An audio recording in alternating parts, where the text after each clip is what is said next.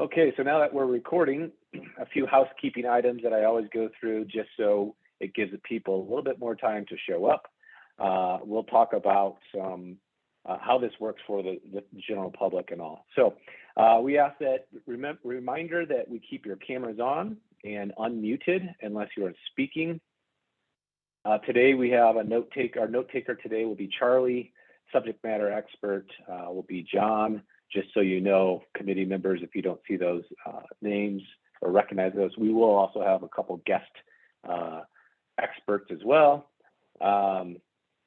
In that, explain the timer, the break. We got a 5-10 minute break halfway through. Then let's get some. Man, I'm stumbling over my words. I had a presentation before this and I was hurrying through this, so sorry about that. Okay, so let me slow down and go over the Robert's Rules of Order for the general public. For those of you who don't know, how this is going to work is there's going to be a proposal introduced by the moderator, which is myself, and then we'll have the proponent speak, give us a brief overview of that proposal.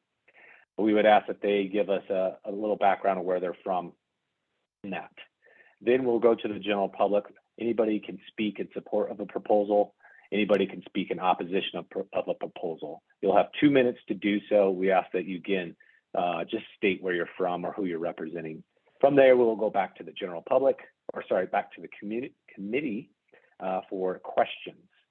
From there, if there was anybody from the general public that spoke in support, they will have the opportunity to speak in rebuttal in support for 1 minute, and then there will be an opportunity for people to speak in rebuttal of opposition from the general public for 1 minute.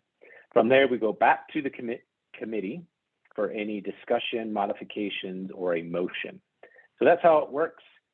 Pretty simple, real quick, while we're still all together, everybody raise your hand to make sure that you can vote, because that's how we're gonna vote and be able to talk. General public, please do so as well. So you have the opportunity. I see some hands going up still got a few people that haven't raised their hand. I wanna make sure they're able to, whether you're a voting member or not, go ahead and raise your hands, because that's how you're going to be able to speak. A couple other people still are waiting on that. Okay, good. Go ahead and lower your hands. We'll do a roll call here shortly, but before we do that, I believe, Courtney, you have some housekeeping things on your own. If you wanted to go through that. We do. Sure. Make sure you can share your screen. Go ahead. Thanks. And Kevin, can you please promote Johnny and Sean as well?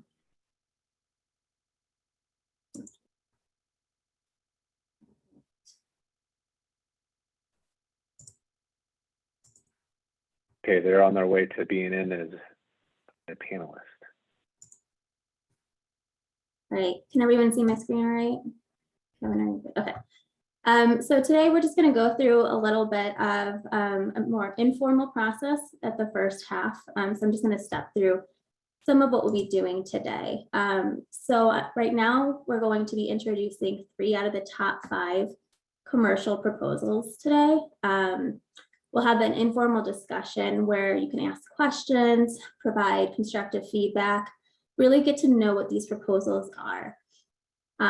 Then the proponent can decide to take the feedback and address the proposals before we take a vote, which would happen in a different hearing. So the next commercial IECC hearing. At that same time, next commercial IECC hearing will be introducing the next 2 out of the top 5 proposals. So we'll kind of do this cycle where we hear it, kind of digest that information, and then vote on it in the next hearing. So I'll just go through these charts really fast to reiterate the impact the top 5 proposals have, and then Sean from NBI will go into them in more detail today. We'll spend about 30 minutes for each of them, about 10 for a presentation, and hopefully about 20 to hear from the public as well as from the committee members what your questions and concerns are. So again, looking at this graph here, just kind of re-explain this a little bit. You see the Denver Energy Code, the 2022, that current status represents where we were at after the first hearing. And then that bottom dot underneath the red arrow represents our maximum potential for all the proposals that are on the table. So if we're looking at what these top 5 proposals can do, they really can take us to where we need to be for our goals. So the proposals you see are the calibrating C406, calibrating Appendix G. We'll hear about both of those today. The electrifying space and water heating, those will come up in the next commercial IECC hearing. And then we'll also be hearing about minimum renewable energy today. And then we'll be doing the same pattern as well with the residential proposal. So next week we'll be introducing the 3 out of the top 5 proposals, and then we'll hear about the electrification proposals after that. Again, today, this first portion, we're not voting. We just want to hear feedback, really just understand what you're thinking, and see if we can, address the proposals so that we can move forward with them, especially because they are really big impact. This isn't to say that the other proposals that we've been hearing are not. They certainly are. They all incrementally can make us go towards our goals. And also some of the proposals are not easily graphable. So some things like demand response proposals won't show up well on this graph. And some proposals like electric ready or solar ready are very important to progressing towards our goals, but might not show up on this graph either. So all of these that we're hearing are very important. I just wanted to highlight the top 5 impactful proposals for the carbon emission intensity. So I'm going to hand it off to Sean, and we'll start with the first proposal, and then we'll take it from there. Thank you. All right, thank you. Can we go ahead and bring the proposal up?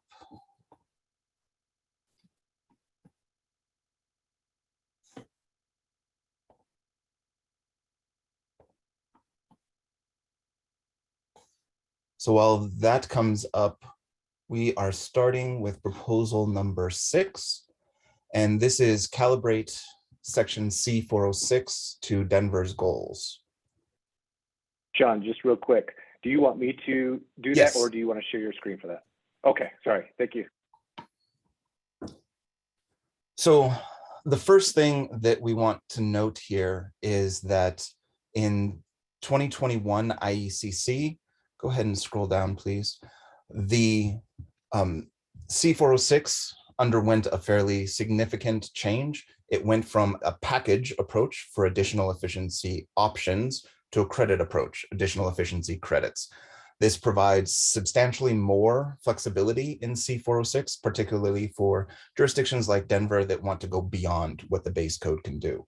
It really recognizes that all of these options really deliver different levels of savings, particularly in different building types.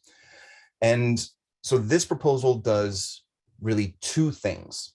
One is that it collapses all of these tables that are in C406 for all these different climate zones and building types into a single table. So that is really just editorial. We'll just get rid of all of the information that is not relevant to Denver. And then the second thing it does is it calibrates the credit requirement that is in C406 to Denver's goals, as opposed to just the base code requirement. So if you could scroll back up a little bit.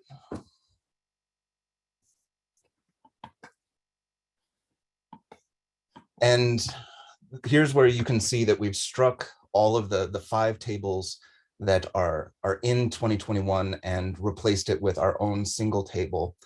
And we've also done a second thing in this calibration, which is the code has had an uneven impact on different building types. And in Denver's implementation plan, there is a goal, an end goal for, we want to see net zero energy for all buildings. That means that the slope of improvement varies by different building types. And part of the implementation plan shows how that trajectory is going to need to be different. And therefore, this proposal also reflects that differences by building type by setting different credit targets for different building types to get them all toward that end goal. But without trying to do it all at once, because that could be difficult for some of the building types that are lagging. So if you could go down to C406.2, that table. And here's where we see this. So the energy code has always had a bias toward office occupancies. And so it's always been a little bit better for occupancies, while it's always been a little bit less effective on occupancies like multifamily. And we have two columns here that show that trajectory moving toward the net zero goal. The first column is for all electric buildings, and we'll talk about that in a second. The second column is for mixed fuel buildings, and you can see we have, each building type has a different goal. And this is done, these credits are based on the trajectory that's in the implementation plan, based on an analysis of kind of where buildings in Denver were actually landing versus where they would, under these various model codes, and where they would need to be to meet the net zero implementation plan. Now we have two columns here for a very specific reason. One's for all electric, one's for mixed fuel. The all electric column is meant to recognize the carbon benefit that over a life cycle that we get from having an all electric building. With Excel's grid decarbonizing, anything that is using electricity instead of gas is also going to decarbonize along with it. And so for all electric buildings, the target is set at 10, which is the same level that is in the underlying code 2021. And so these improved efficiency requirements are only for mixed fuel buildings. And if you could scroll down just a little bit more. So you can see here where so it's actually more than a little bit because we have to go by all these tables that we're crossing out that Denver doesn't need. Keep going until you get to the code language that's under here.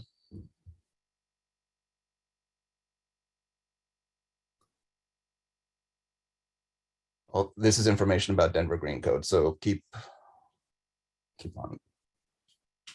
Oh, that's right. We're not modifying it, so we don't need it. I just wanted to point out that under 2021, just like we had in C406 previously, each of these credit options are associated with a series of requirements for how you actually comply and get those credits. So we've not modified any of those in this proposal. So those remain unchanged. You fulfill the requirements that are in the code section, you get the credits that are in the table.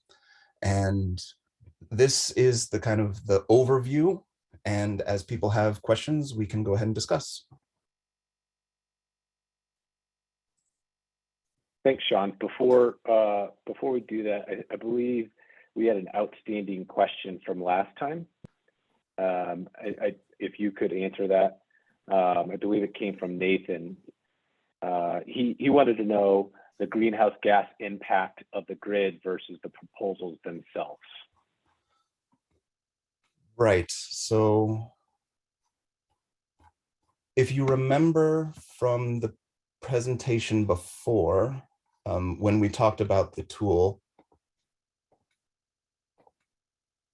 the impact of the just the grid alone going from 2021 to 2022 is, I don't think we've calculated it exactly. We can show it graphically if you would like, if I show my screen.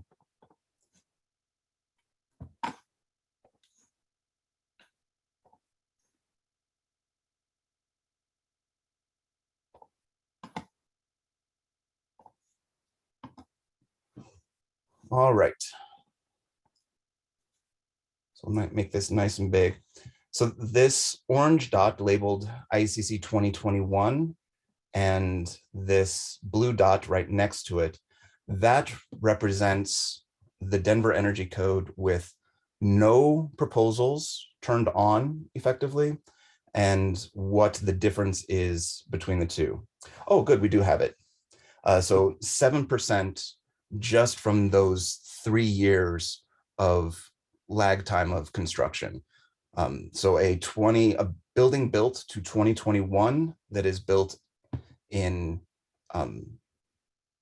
just built 3 years later will have that lower carbon intensity just from having its 20-year life cycle be on a grid with a better carbon profile.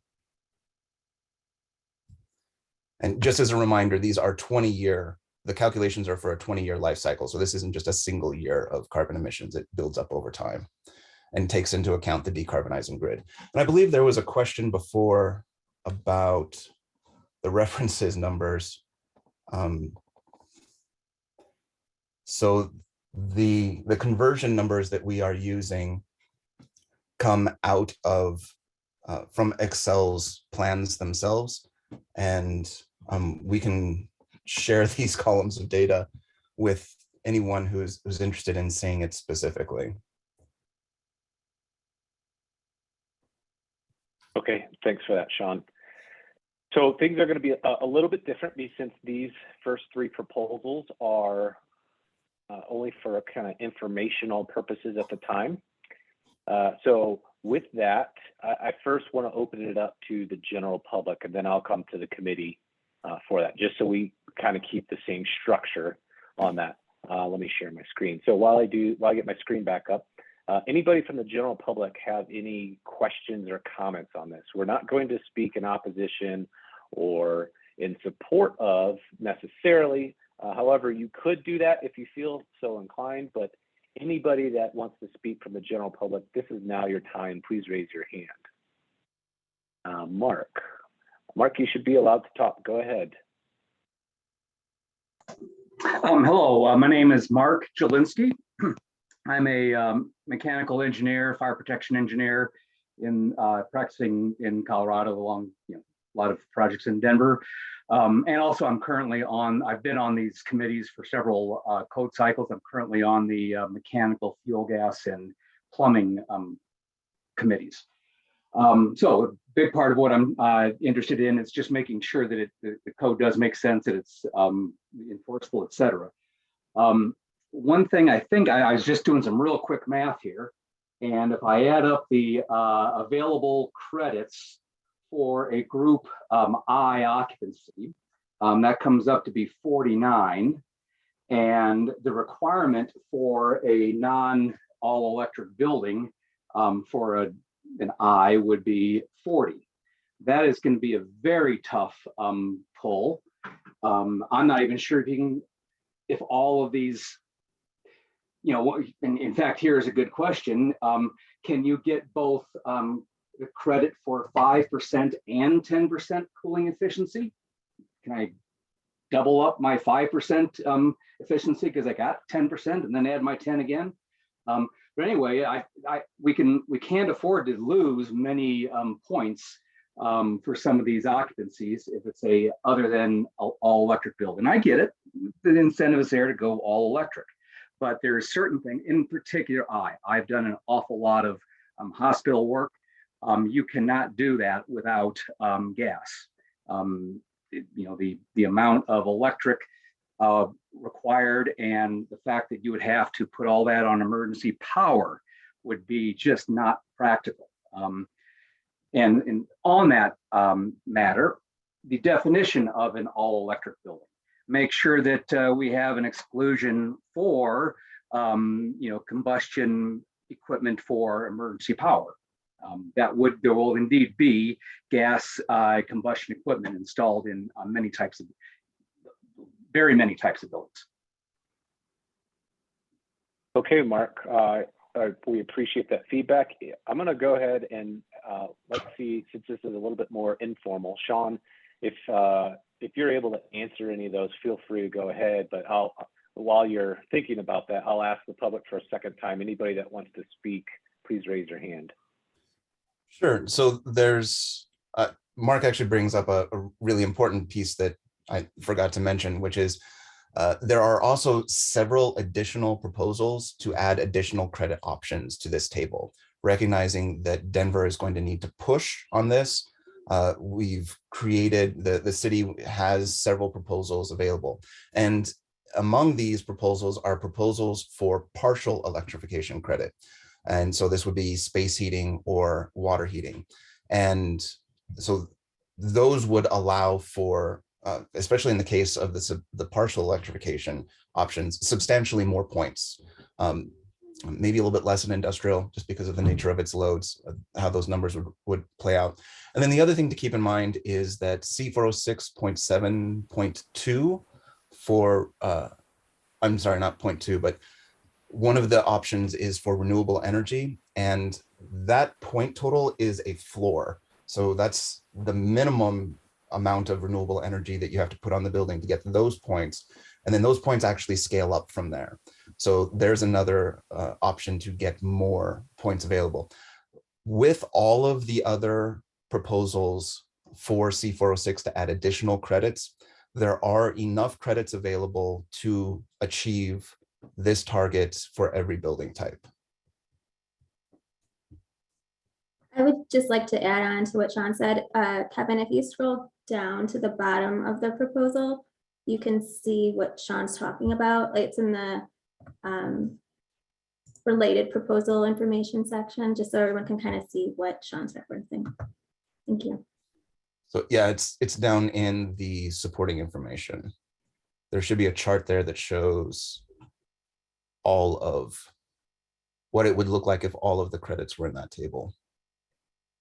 There it is. So those highlighted ones are the additional credit options.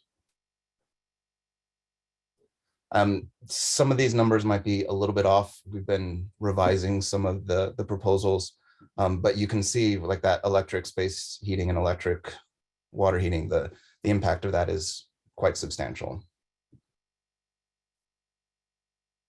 Okay, thanks. I'll ask one last time, third and final time for the general public. Anybody that has any questions, comments, or concerns about this proposal, now's your time to raise your hand. Mark, I see your hand up. Because this is a little bit different, I'll let you speak one more time, but only for 1 minute here as a follow-up. Thank you. I would just like to question how several of these added items in here are also addressed in some of the proposals that are coming up. So for instance, if the requirement for heat pumps for all buildings is successful, will we still get a 76-point credit for meeting the code? Just meeting the code. Will that still be a 76-point credit? So if there are requirements to go through that make anything in this table mandatory, then this table will need to be updated. That will also, however, impact the level of performance that is needed out of C406. And so there's kind of two parts to that. Anytime something comes out of the table, because it's become mandatory, that means that the number needs to go down to keep, so that we're not adding the same amount of performance on top of the rest of the code that has gotten more stringent. The target in C406 is only intended to get us between the main body of the code and Denver's target. It's not meant to be just a performance premium that we put on top of everything. So we would need to recalibrate those numbers, and that would be something that would need to happen as part of the process during, I don't know what Denver is going to call it, but reconciliation or code coordination between the various proposals that get passed. Okay, thanks, Sean. Just so you know, I'm going to turn my camera off for a minute. My bandwidth for some reason is all weird, so I'll disappear for a minute, but I'll still be on the phone. With that being said, we're going to turn it back over to the committee now. Committee, this is going to be your time to ask any questions or discussions at this time. Normally we'd only do questions, but let's have discussions at this time too. I know a couple things came in the chat. Just a reminder, make sure that if you do have a question, which we're trying not to utilize the chat function unless it's for the good of the order. So go ahead and raise your hand if you wanted to ask those questions. The first hand up I have is Laura. Go ahead.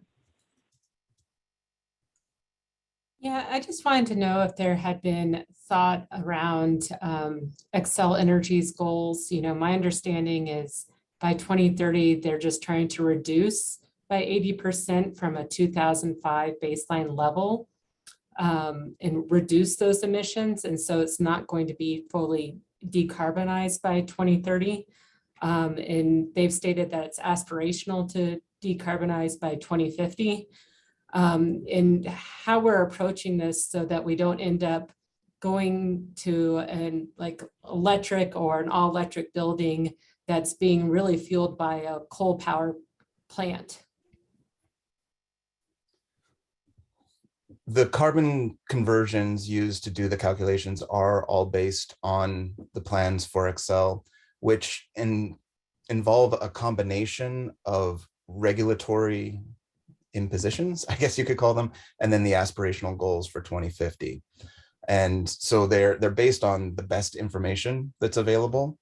But if there is doubt about whether Excel will actually live up to those, that's something that can be considered in looking at the direction to go on this. And then just a quick follow-up, when they provided those numbers, are they contemplating the increased demand for electricity with additional new code requirements, whether elective or mandatory, and how that will put additional load of what they need to be able to provide as a utility service? I'm not sure if Excel is planning on that specifically. One of the things that you'll notice is that there are proposals for demand responsive controls, and this is in part to address that issue. What we find on the grid in general is that there are two issues of capacity. One is peak capacity and one is total capacity. And a lot of people, when they talk about grid capacity, they're only talking about peak capacity. It turns out that our grid has a lot of excess production all the time, most of the time, except for during peak. And so by modifying our load profiles, we can actually spread out that load into the times when we have excess capacity that's not being used. So a lot of what we're seeing in the increase in demand on the grid from electrification doesn't coincide with peak. It actually coincides when there is additional energy available on the grid already. So the issue is a little bit more complex. There's still a need to manage kind of the loads to make sure that our additional loads don't coincide with peak, particularly for loads like electric vehicles that could be unpredictable about when they might be plugged in. Mostly they will be plugged in off hours, but you can't depend on that all the time.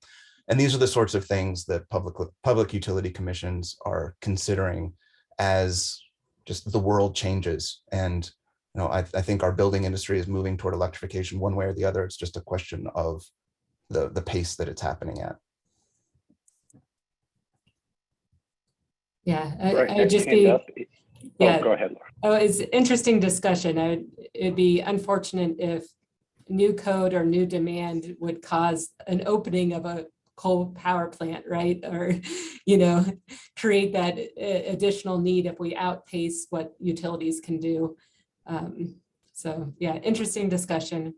Interestingly enough, by a lot of our electrification, because it involves off-peak time, so most space heating is off of the typical grid peak, that allows peaker plant production to be converted to base load plant production, which actually allows for a reduction in the carbon intensity of the production, because peaker plants are our most carbon intensive plant types. So it might seem strange, but it is possible to add load and decrease emissions because you're adding the load in a way that allows you to limit your use of peaker plants. John, this is Jonathan Rogers. I'm the renewable energy specialist for Denver, and I lead our advocacy at the Public Utilities Commission. Just want to clarify that Xcel Energy's 2050 goal is not aspirational. It is actually required by law that they operate a 100% carbon-free electric system by 2050. And the law also requires them to decarbonize 80% by 2030, and that's the minimum. The most recent plan that we've seen filed with the Public Utilities Commission, we actually expect them to exceed that 80% carbon reduction trajectory, and we'll certainly be pushing for them to go farther faster to ensure that our building codes and our other efforts are all contributing towards our citywide decarbonization. So that's great to hear that technology's moving to a place that they can scale up and it'll be commercially available by 2050. So that's great. Okay, Laura, thank you. Next up, we have Elizabeth. Yeah, hey, I have a handful of questions. You're surprised. Sean, I was wondering if you could just expand on how the related amendments would be implemented, and if I guess how this whole process is going to go. Like, are we going to look at all those related amendments first? Are we looking at everything in conjunction? And then how that final tuning for the points would happen? Like, for example, and I'm sitting here with my calculator, like right now, if I look at the large office group B, a large office utilizing gas would require 48 points. And under the current table, there aren't even 48 potential points. So I'm curious about where the numbers come from and how that's going to be tuned and what's going into these points right now. I'm also curious about, so like we've got 3 types of residential, right? We've got low rise to 3 stories and below, which I don't see a category for, so I guess it's all other. So it's a 40 point for a gas, and then our mid-rise jumps up to 53, and then our high rise back down to 40. I wonder if you could just expand on the logic for the points and how those are intended to be tuned once all the final amendments are implemented, and how we, it's a little bit of a chicken and an egg scenario, I know, but wondering what you envision for the process there. For the targets themselves, I think this will tie into a larger calibration discussion for the committee, how far you think Denver can go in this code cycle. And then both for the modeling path and this path, you'd be able to decide, how far you go, and then these proposals get aligned with how far the committee thinks is possible to go. These numbers are just what it takes to meet the goals set in Denver's implementation plan. So, this is kind of our starting point for the discussion. And it's, like I mentioned before, it's based on an analysis of where these building types start under 2021 versus where they need to go. As far as process, I believe the process is to vote on the additional credit options first. Most of those, really all they do is add flexibility to the code, so it doesn't matter what the target is. You just decide whether or not you think this is a good option to include for Denver, and you include it or not, and it just adds flexibility no matter what the target is. And then once this discussion of how far does the Denver Energy Code go in this code cycle happens, then this and the modeling proposal can be calibrated with that target in mind. And by then, you will know exactly how many credits are available based on what you have approved so far. And that can help you inform that decision. So are there, if I can just expand on that, are there certain assumptions that go into the available points in the table up above that for different efficiency options? So like I'm having trouble reconciling the large office requiring 48 points, and there's only, if I do everything in that list, I can only get 45 points. And so that gets back to this, add the additional credit options first, since this is just what's in 2021, which is a limited set of options. So you add the additional credit options first, and that will allow you to see how many credits are available in each building type, keeping in mind that some of these are mutually exclusive, so you can't just add them all up. And then that will help you be able to make the decision of, well, how far can we go in this code cycle? Gotcha. Okay, thanks. That helps a bunch.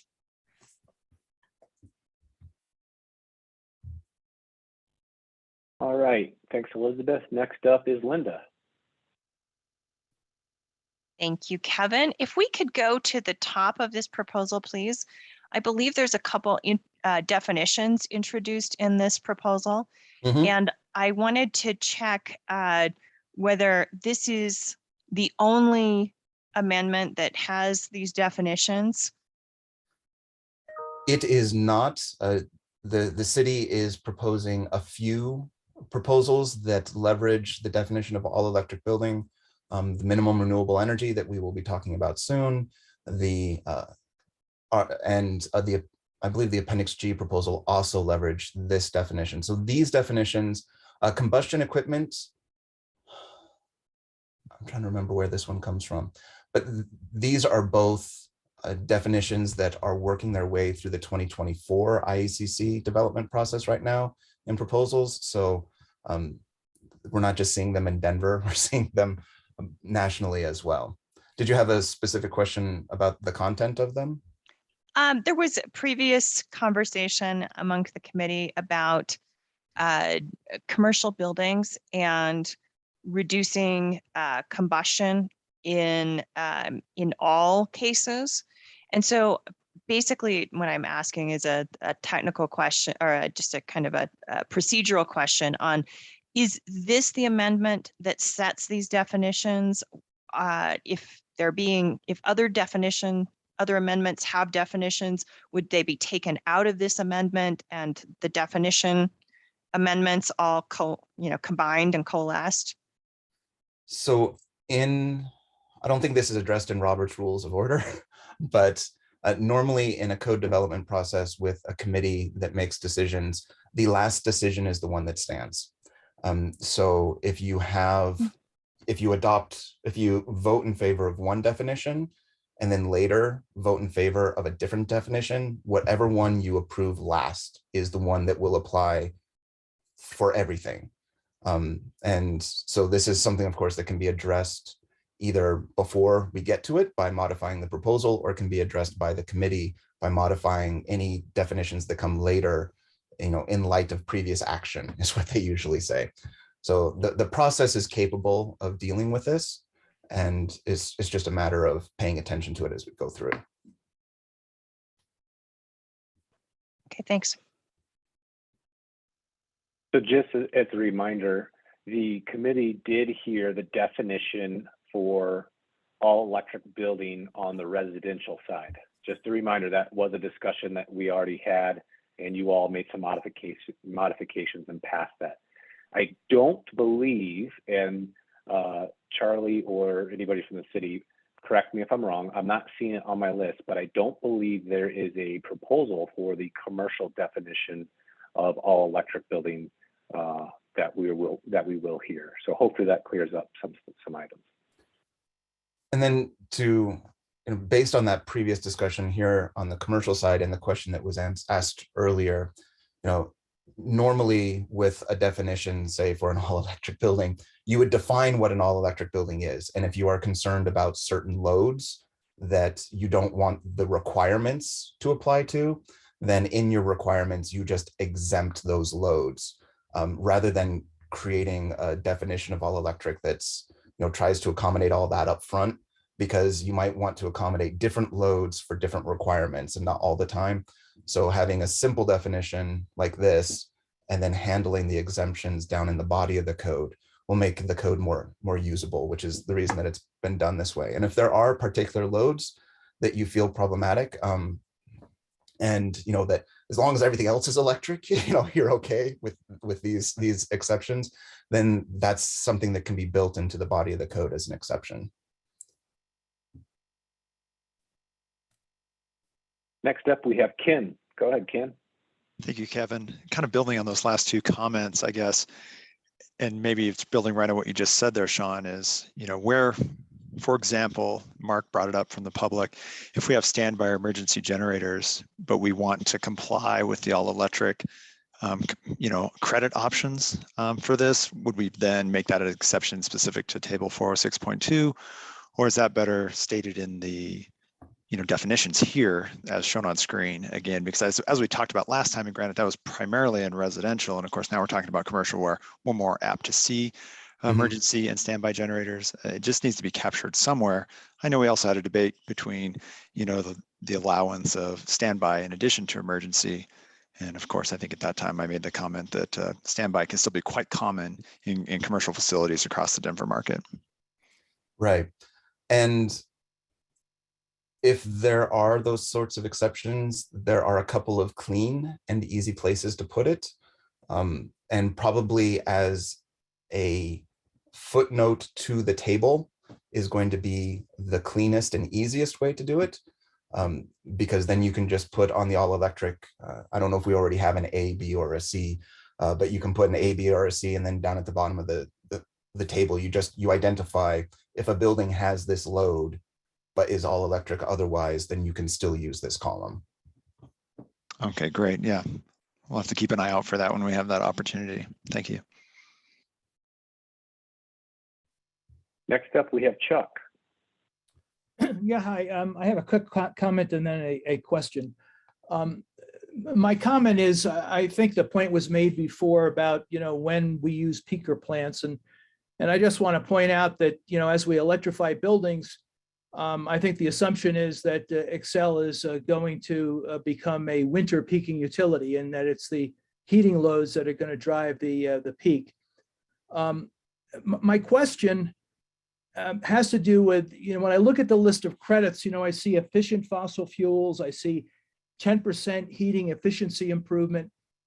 And of course, we do want to electrify buildings. And my question is, will these credits incentivize the purchase of new, more efficient gas-fired equipment that would commit us to using that equipment for some time period into the future, and therefore delay electrification? I think that will depend on whether or not you pass the options for electrification in some form. Because since the value for partial electrification is so much higher than the value for efficient gas equipment, I think that the code signal to projects will be much more in favor of electrification. Excuse me. I don't think that's, the points that you get for more efficient heating equipment that's not going to make a project say, oh, I think I will stick with gas. They're going to stick with gas because they have a programmatic desire or a market desire to stick with gas, and they'll just deal with the code consequences of that. But if the code is helping them make a decision, then having credits for partial or full electrification is going to send a much stronger signal to the projects than just having a few credits available for additional efficiency, especially on the commercial side, where heating is not nearly as large of a load as it is for residential. And so, if we look at the heating efficiency improvement credits available, they're really not that high. And it's just because these are commercial buildings. I see. That's very encouraging. Thank you. Next up, we have the other Chuck, Chuck B. Go ahead. Thank you. I just wanted to kind of expand on Elizabeth's comments regarding the tables C406.2, the Denver credit values that are in that table. I would suggest, and I'm curious because it looks like all other is going to have to encompass low-rise residential or apartment buildings 0 to 3 stories, which is 40, and then 4 to 7 stories is 53, and then the 8 stories or more, it goes back down to 40. And it'd be interesting to know why specifically the stories between the buildings 4 to 7 stories require so many more credits than the apartment buildings 3 stories and less, and then above 8 stories.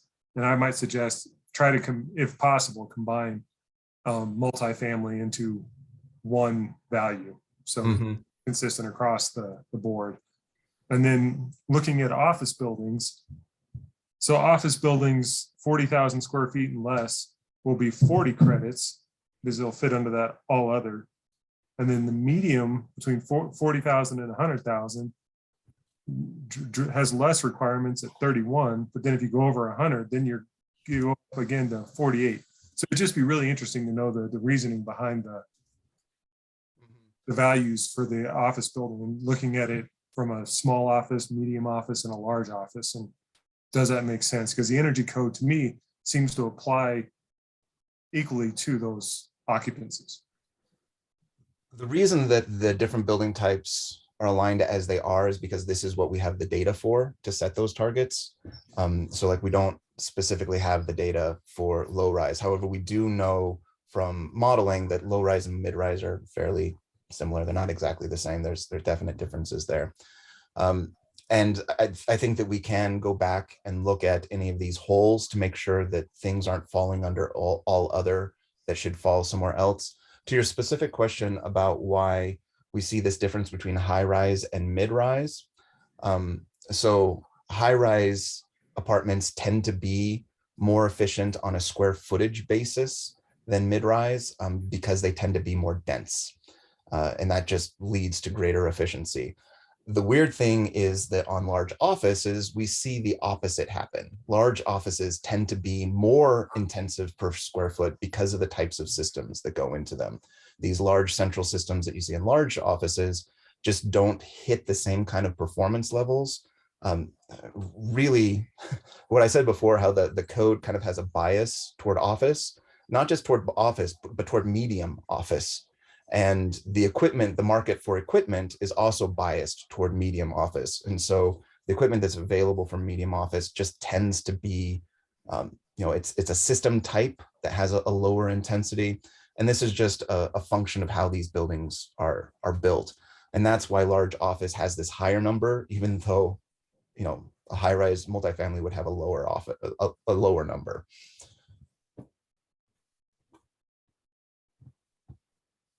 All right, next up, we have Kevin E. Yeah, and I just, thanks for the questions and comment on that. On the observation of between the mid-rise and the high-rise, that often tends to be the breaking point where we go to a centralized system versus individual DX units and the like too. So I can kind of see the logic behind that one, just offering that observation.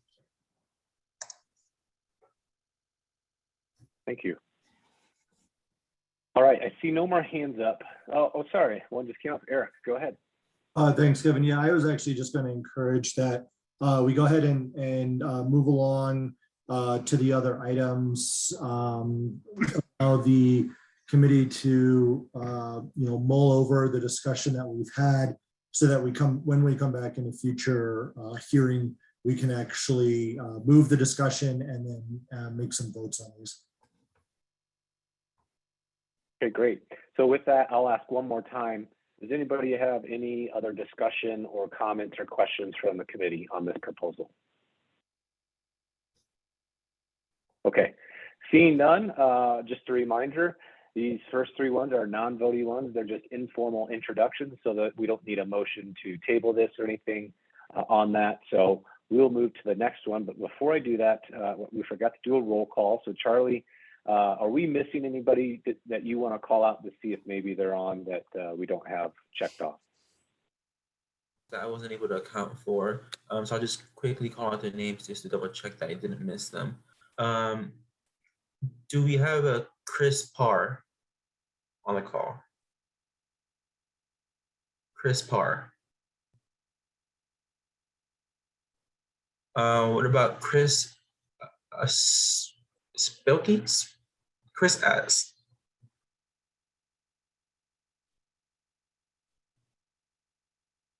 What about John Burns? John Burns. Do you have Jeff Crow? Jeff Crow. Nathan Kahre, Kahre.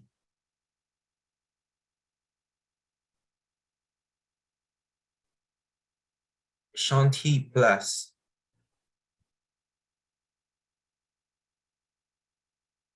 And last one, Mark Rodriguez. Okay, so it sounds like they're not on the call. So with that, we have 26 voting members on the call right now. Okay, great. I will check back in once we get to the voting portion to make sure that hasn't changed. But Sean, go ahead. We got number 4 coming up.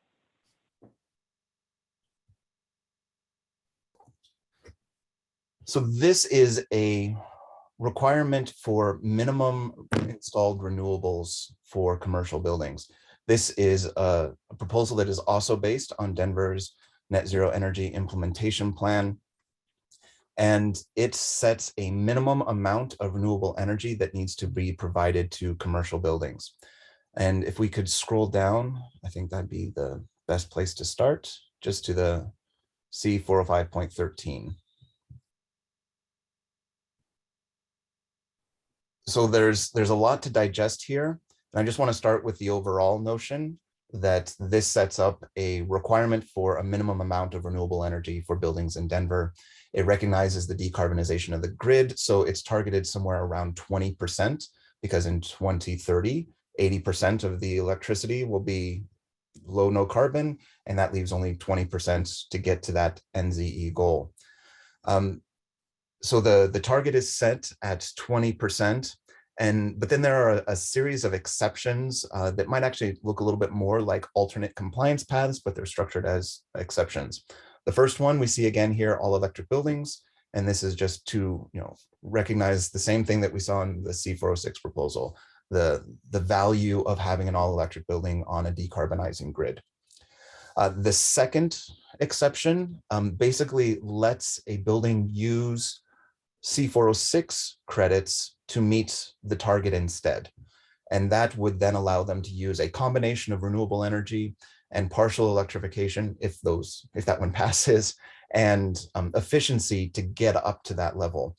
The advantage here is if they can't get all the way to the target, but maybe they could get partially way there, they could fill that gap with efficiency from C406. And then the last is an option for offsite renewable energy. And this recognizes that there are just buildings that either can't do any on-site renewables or can't do enough to meet the kind of target that Denver has set for commercial buildings. And, oh, yeah, so before getting into that, the target itself is set here as a kBTU per square foot per year. This is calculated out of the C406 renewable energy option.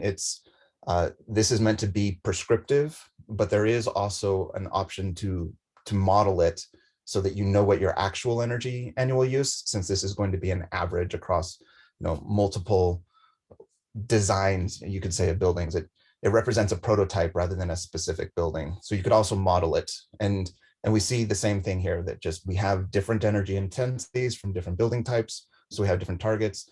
I will simply anticipate the question I think I'm going to get, which is that this table could be given greater specificity with some of the building types so that they don't fall under all other, and we can fill in those gaps.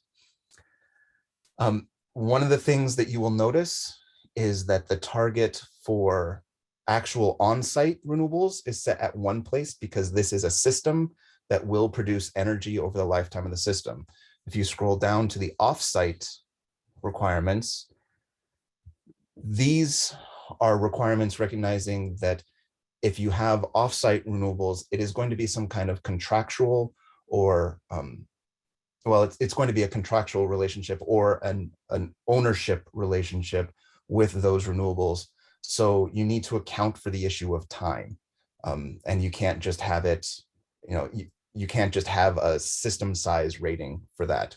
And if we can go back to those exceptions where we actually talk about the offsite options. All right. So there is a proposal moving through IECC for the 2024 process that this is based on. However, it has been modified to represent the way that offsite renewables are going to be available in Colorado, and specifically in Denver. And really what it allows you to do is enter into two kinds of agreements. One is you have ownership of an offsite array, partial ownership that becomes associated with the building. So it's like I built renewable, I installed my PV panels next door, but those PV panels belong to my building. And then the other one is a more financial agreement where you're actually paying someone else to produce renewable energy on your behalf. And then the requirements are really all about documenting the contract that shows that that actually happens. So this is meant to provide flexibility, recognizing that any kind of minimum renewable energy requirement is going to prove to be challenging for particular buildings, whether because they're shaded or they're tall. But by providing an offsite, an offsite option that ensures that we don't just exempt those buildings and not get that benefit. We want flexibility rather than exemptions. And I think we can go ahead and move to questions. All right, great. Committee, hang tight. I'm going to go to the general public first. General public, if anybody wants to speak on this, that has questions, comments, concerns, this is your opportunity. We'll ask 3 times. This is your first time. Looks like Mark, your hand is up. You should be able to unmute. You'll have 2 minutes. Yes, thank you very much. Very interesting proposal, and again, want to make sure that we can make it work. That's my goal here. And therefore, you mentioned already about the building types. I would encourage a path to acknowledge and address mixed building use types, of course. And I would imagine the way to do that is, prorate the square footage. And does that then end up with a prorated number based on 20% office, 40% hotel, 30% warehouse, whatever the values are. So certainly please consider that. And then renewables. And again, keep the options open for what renewable means. Just to throw out a couple of things that you might want to consider, either as it really is renewable or no way, that's just gaming the system. Things like wastewater heat recovery. One of the things that we're going to be moving towards is indeed what they call the power of poo, right? Using the waste heat for a heat source and other heat sources. Is ground sources that renewable? I'm just putting that up for a question. You could argue that ground source allows the EUI to be lowered right there, but it's not coming from fossil fuels. Just keep the options open for the renewables is my main point there, and the prorating of building types. Thank you. Thanks, Mark. Second call for the general public. Anybody else that wants to speak, whether they have concerns, questions, comments, this is now your time. And last and final call for the general public. Anybody that wants to speak on this, please raise your hand. Okay, seeing no other ones, we'll go back to the committee. Committee, this is now your time to do the same. Chuck K, your hand's up first. Okay, yeah, thanks. This certainly sounds great, to be striving for 20% of the energy to produce from renewables on site. So maybe this is a fine point I'm bringing up, but I'm a little confused by the math. So it says Denver's 100% plan is for buildings to be for 100% to be a renewable electricity. And so it's looking at Excel providing 80% of the electricity and the building providing 20%. It seems to be adding 80 to 20 and getting 100. But in 2030, the 80% that Excel is putting out on the grid, only 80% of that is renewable. So by my calculation, 80% to 80% is 64%, and add that to 20%, and you got a building that's 84% renewable electricity, not 100% renewable electricity. Am I missing something? I think it comes down to the order that you do the math in. It becomes complex. So if you think about a building that is in 2030, of the energy it consumes, well, of the electricity it consumes, 20% of that is non-renewable.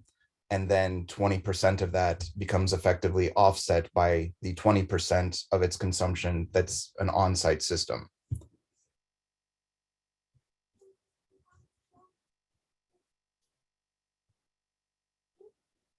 Yeah, but is it not producing, of all the energy that building is using, 20% is on-site renewable, right? Mm-hmm. And the other 80% it's getting off the grid, right? Right. And only 80% of that 80% is I see what your point is.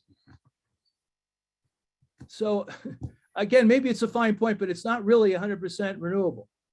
Mhm. Hey, Chuck, Good this is observation. That's up. Oh, go ahead, Johnny Jonathan. Rogers again, our city's renewable energy specialist. And I also wrote the plan for how we're going to reach our 100% renewable electricity goals. And, you know, we're certainly very cognizant of that challenge and, you know, forever chasing the percentage of the grid contribution back to our buildings. And that's why we've structured our goal in a way where we focus on, well, what are we contributing to the grid mix and hopefully driving that number, you know, above and beyond our targets. Xcel Energy, you know, we are very confident at this point that they're going to exceed that 80% target by 2030 based on all of the plans that we've seen filed with the Public Utilities Commission. So, you know, we're optimistic that this will get us there. But I mean, we'll continue to reevaluate, and in future code cycles, we'll have opportunities to ratchet up these targets if we decide that it's necessary to fill in whatever existing gaps might be on the grid versus what we're able to produce at our facilities. All right, thanks, Johnny. And I want to emphasize, this is all great stuff. We're moving in the right direction. So I think we just have to be careful about calling it in 2030 100% renewable electricity. You know, it's, again, it's a fine point, but I just thought we should be aware of it. Also, Thanks, Chuck. Next up. Before we Oh, move go to the ahead, next committee member, Mark had a question about the sources and what's considered renewable energy from Mark from the public. And I just wanted to note that the IECC has a definition of what an on-site renewable energy system is and what counts as a renewable energy resource. And this leverages those definitions. So if those definitions are inadequate, they would need to be modified to be different. I know that there is just last week, I think just last week, the 2024 Consensus Committee approved I believe they approved the proposal to remove virgin biomass from renewable energy resources. So it's only waste biomass at this, moving forward into 2024. So if you do decide to act on what the definition of an on-site renewable energy system or resource is, you would not be the only ones engaging in that discussion. Thanks for answering that, Sean. Next up, we have Linda.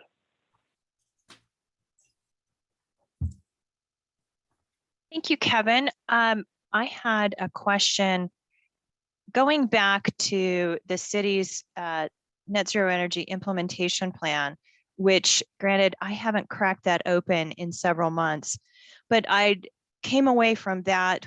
So I'd like to just get clarification about the city's goals. I came away from that with the understanding that it was a net zero energy on the total boundary of the building, and renewables would need to offset 100% of that. And it sounds like the city's goal is actually towards net zero carbon instead of net zero energy. Just if we could start there with some clarification on that, please. So Courtney or Christy, would you like to answer that one? I think you're better poised to do it than I am. Yeah, I can speak to some of that. So the net zero energy implementation plan that was written before Xcel has the commitment for the 80% by 2030. So working with Johnny and Johnny working with everyone else at Xcel, we've adapted those goals so that we're not expecting every building to be 100% renewably producing their own energy on their own site, acknowledging that Xcel is doing a lot to help get us there. But we also have to make that effort in terms of, you know, the renewable aspect, getting that 20%, and also being passing proposals that allow us to be grid flexible as well. And Johnny, maybe you want to speak a little bit more to that too. Yeah, and I think something as we've gone through the process is just in pure recognition of the practicality of requiring exclusively on-site renewables to lead to net zero energy buildings, where it really is net zero carbon that ultimately matters from a climate perspective. So having these different options where, of course, on-site is preferred from our opinion, we know that that can lead to additional resiliency benefits as storage technology continues to improve, and we're directly offsetting energy use where it's located. And that's certainly still a priority in Denver's green code to meet the net zero energy definition. On-site renewables need to offset the entirety of energy consumption. But for base code and thinking about the practicality of how do we decarbonize our buildings, this really feels like the best approach in terms of how renewables are incorporated into the mix. All right, can I follow up with another question? And that is comparing the two tables for on-site and off-site. And if the middle column for off-site is actually they're the same value, just in different units, but it appears that an off-site renewable source just has a higher threshold to obtain, and I'm wondering why that's the case. Sure. This relates to that issue of time that I mentioned before, that when you size an on-site renewable system, it is going to produce that on-site renewable energy for 20 to 30 years. While if you are buying a contract, it is a contract for a certain amount of time. So it accounts for time. And when we look at the actual requirements for the off-site contract, it's in 5-year increments. So you can almost think of you are buying 5 years off of a system. And so to make the connection between an on-site system, which has a service life of 20 to 30 years, that would be then buying 25 years of production off of an off-site system. And that's why it's multiplied by 5. Okay, great, thanks. Next up, we have Elizabeth. I'm just going to tie on to the end of Linda's question there. As far as enforcement goes for that offsite renewable, right there. Oh, just past it there. But where it says the term of purchase shall be no less than 5 years and must be renewed a minimum of every 5 years for the life of the building for purposes of compliance. Is that something that Denver's going to be keeping an eye on? And if so, how does that get enforced? And then I have another question that's, but I'll let you do that one first, if I can go twice. I actually think we might have missed a phrase because Courtney, I believe we moved the numbers for offsite so that the city wouldn't have to police renewal of these contracts. So I think that sentence actually needs to be removed, but I think we'll need to go back and make sure that that's the intent, but we can keep what you said in mind when we take a look at this, any revisions that need to be made. Okay. And then can I go ahead and ask my second question? If you scroll up a hair to the 405.13 paragraph, this might actually be a question for Christy since you're on the line.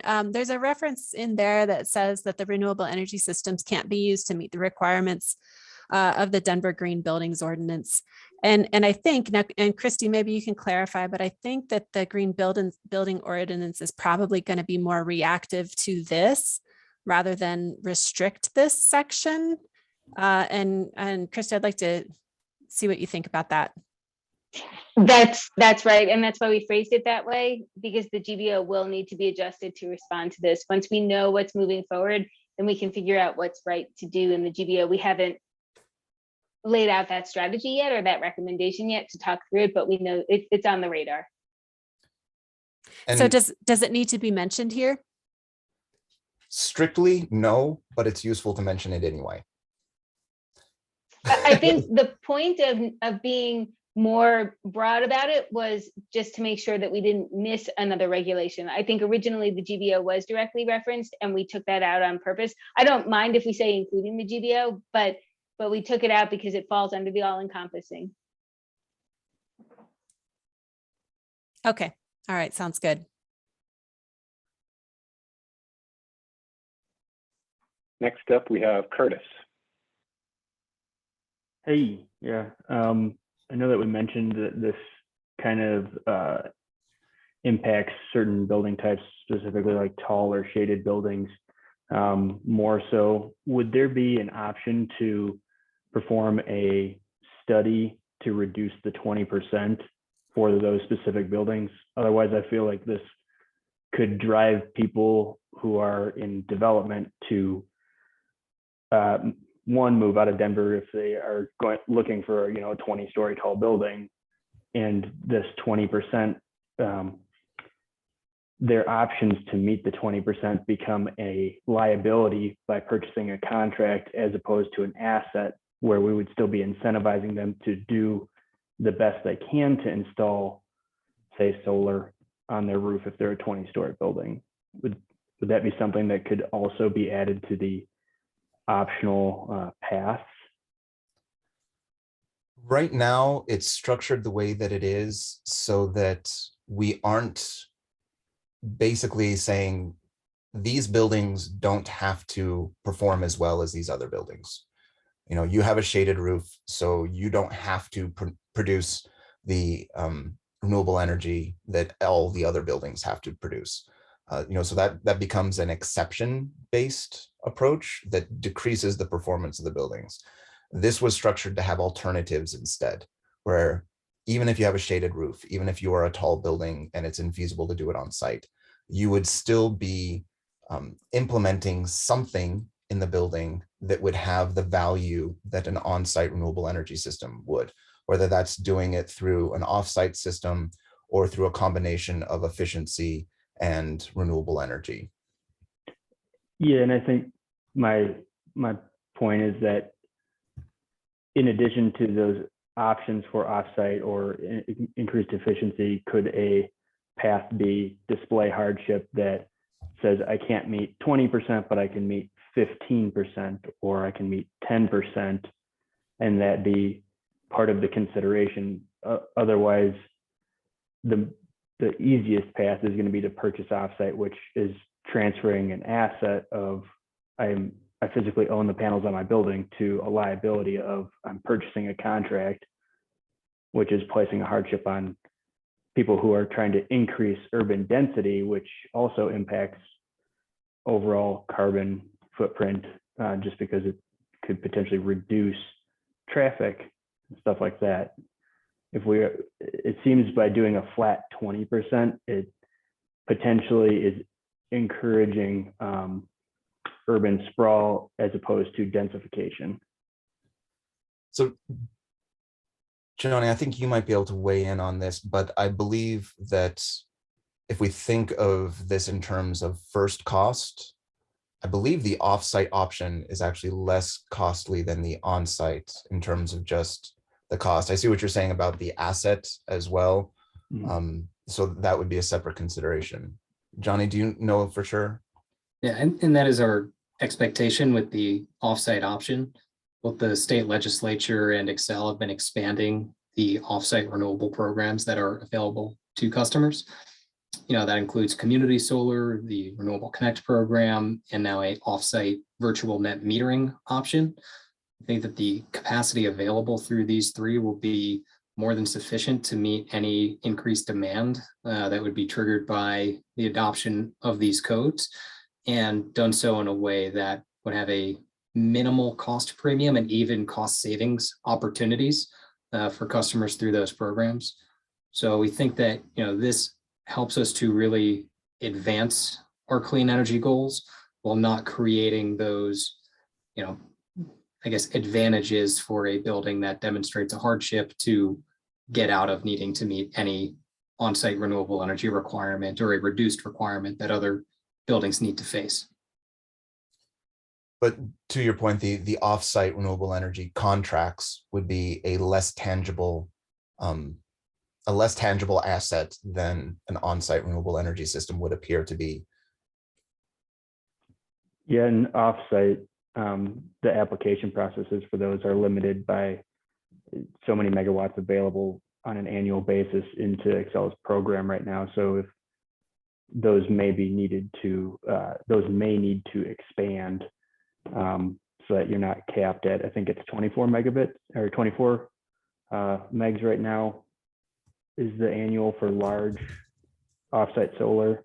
And then there's like 10 of that is reserved for medium, like 1 to 5 meg systems. So Excel just filed their latest renewable energy plan with the Public Utilities Commission, and they've expanded their new offsite solar program will have over 40 megawatts per year. Okay. The Renewable Connect has 300 megawatts over the next 4-year period, plus an additional Renewable Connect offering that is just on a as needed basis. People can just sign up. There's not a, hey, you got to get on the wait list. And if you're lucky, we'll let you know in 6 months if you get that capacity. So really trying to make sure that the way that we've structured this takes advantage of these expanded program opportunities and ensures that they are always attainable, accessible. People can just sign right up if they need it.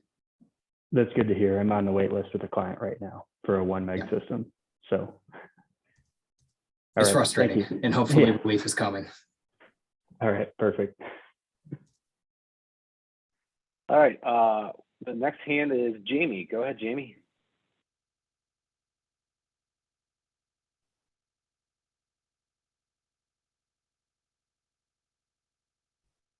Jamie, you're on mute if you're trying to talk. It looks like you're just on your phone. You might have to hit *6 to unmute. All right, can you hear me now? Yes. Yep, you're good. So Energize Denver plays in a huge role in this. And Sean, you should be somewhat aware of this, but we have 3,300 covered buildings that are over 25,000 square feet. 85% of those are non-compliant by the definitions that were created. In order to get all of those 2,800 buildings into compliance, we would need 1.26 gigawatts of new solar added by 2030. We just heard that there's about 40 megawatts coming on. At ME Engineers, we do a lot of high rises. So if you look at 11th, 44, 15th Street, you look at Block 162, these are 500,000 square foot buildings. To do this, we would need 60 to 70,000 square feet of on-site solar on a roof plate that is only 25,000 square feet, plus it's got additional equipment. Where are we going to get a 5 megawatt contract using that 1 to 5 multiplier from Excel when we already have a huge backlog of customers that are already trying to get contracts right now, today, to meet their 2024 interim compliance targets for Energize Denver? I just don't even see the offsite as even something that's tangible. So Jamie, in Excel's recent electric resource plan, they've actually proposed over, I want to say 5 gigawatts worth of new renewable energy capacity between now and 2030. And that'll be some of what is accessible through the expanded Renewable Connect program option, where it's not just that, individual 100 megawatt or 300 megawatt project that gets built and everyone fights on the wait list to get their small cut of it. It's these gigawatt scale of renewable resources that folks should be. So you're saying that I can just switch over to like solar, like wind source and some of the other programs within Excel. I don't actually have to go out and get a 5-year contract through SunShare or US Solar. So that'll be my expectation, but it will be structured with Excel with that 5-year contract requirement, purchasing the right to the renewables that are being added to their system. And part of this thinking is that, whatever we're taking off of Excel systems and assigning, dedicating to Denver customers, Excel is effectively on the hook to go out and replace and continue to add to their renewables if they're going to hit their state mandates. So the way that we envision this is everything is additive towards our clean energy goals. So, if you wanted to do a contract with the SunShares or whoever of the world through the community solar program or the other various program options, certainly that's available. I think the goal of the offsite options is to make sure that they're are more options and there is sufficient capacity and everything is contributing towards our long-term clean energy objectives.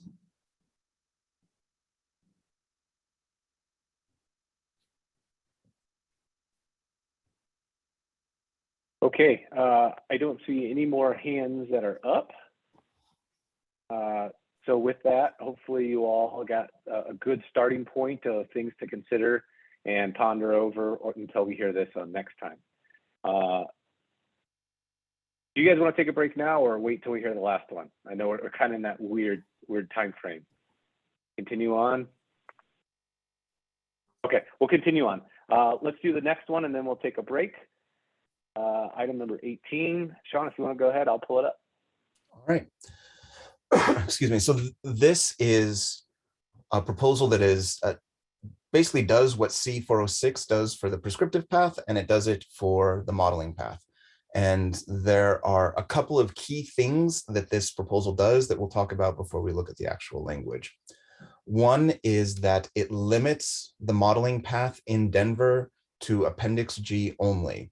So C407, the approach that was in C407 gets struck completely.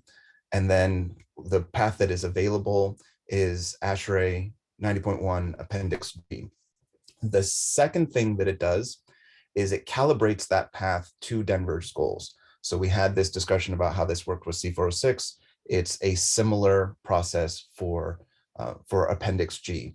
And then the third thing it does is actually related to the first two, which is because of the way Denver's code is structured, Denver can't modify ASHRAE 90.1 directly.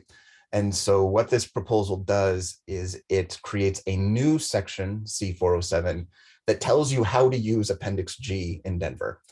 So as you read through this section, a lot of this will look very familiar from Chapter 4 of 90.1, which is the compliance section. That's the part of 90.1 that tells you how to use Appendix G for 90.1. Well, we basically replaced that with this, which tells you how to use Appendix G for Denver.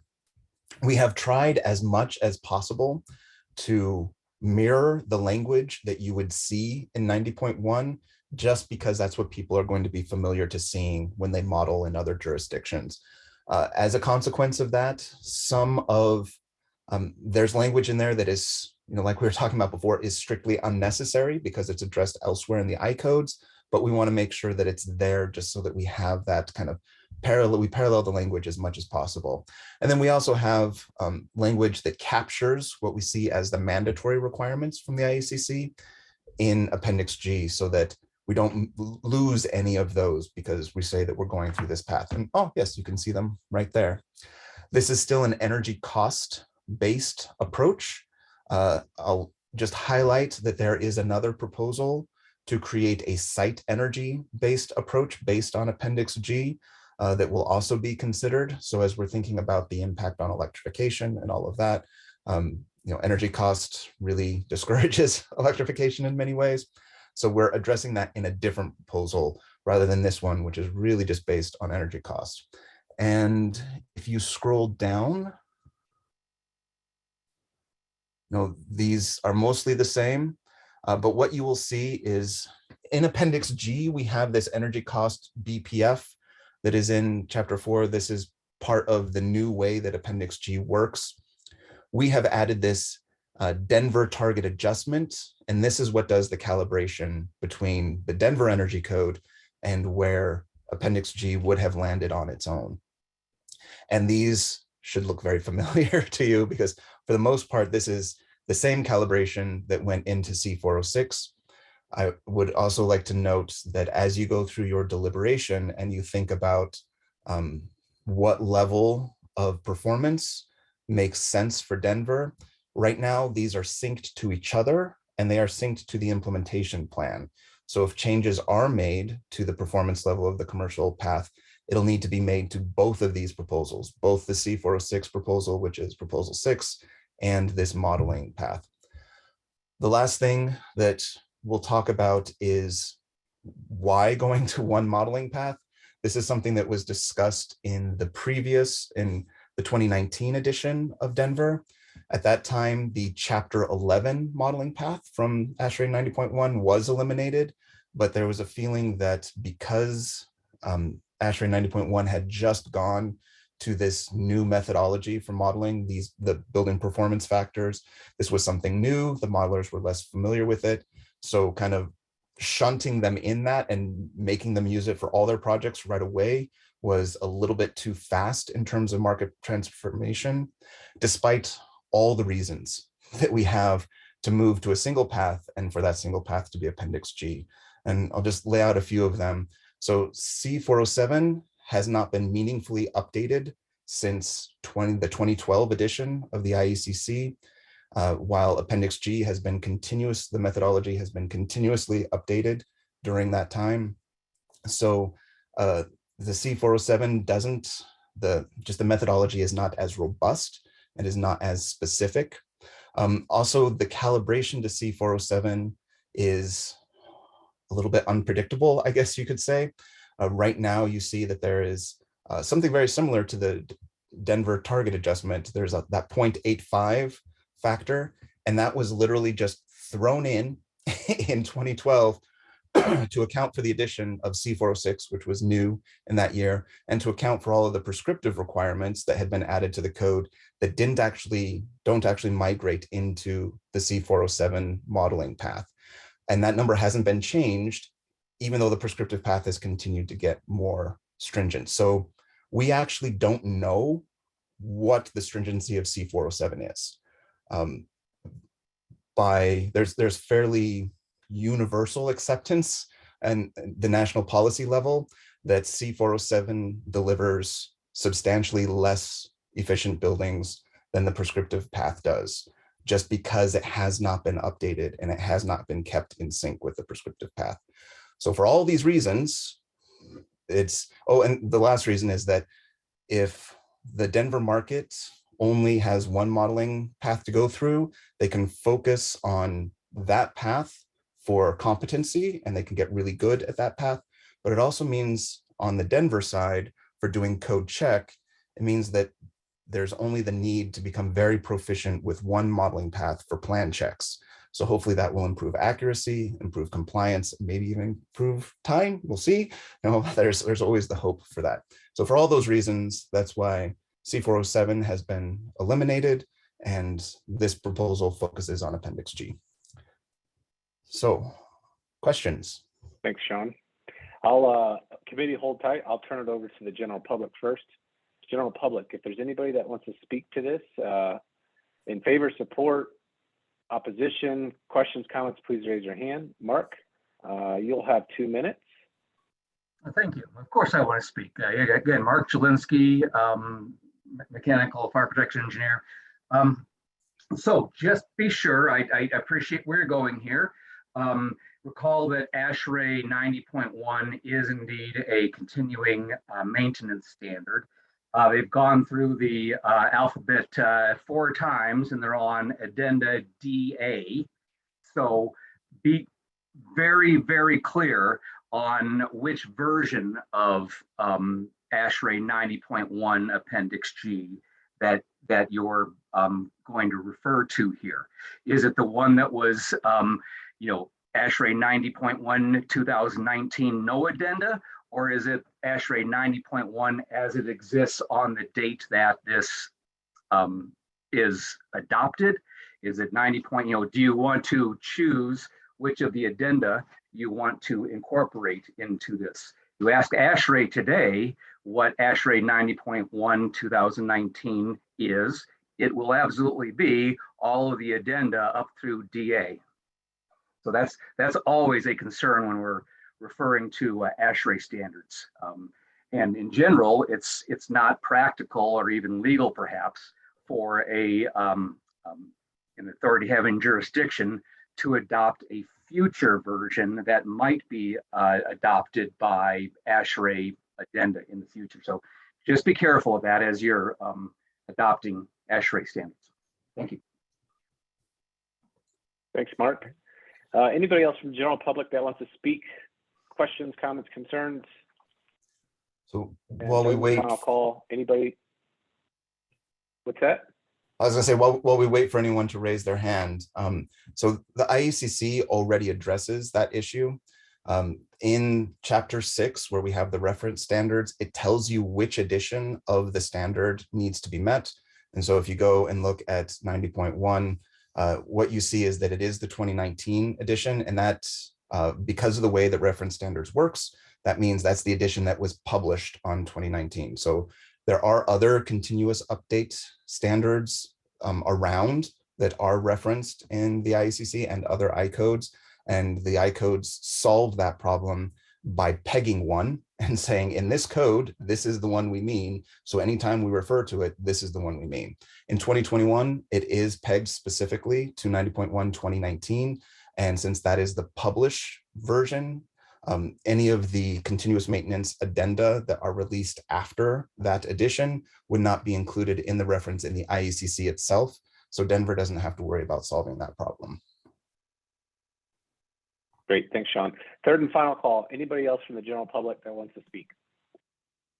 Seeing none, I'll turn it back over to the committee. Committee, this is your time to have any questions, comments, discussions. Linda, your hand's up first. Right on, Kevin. I figured out how to push the button fast this time around.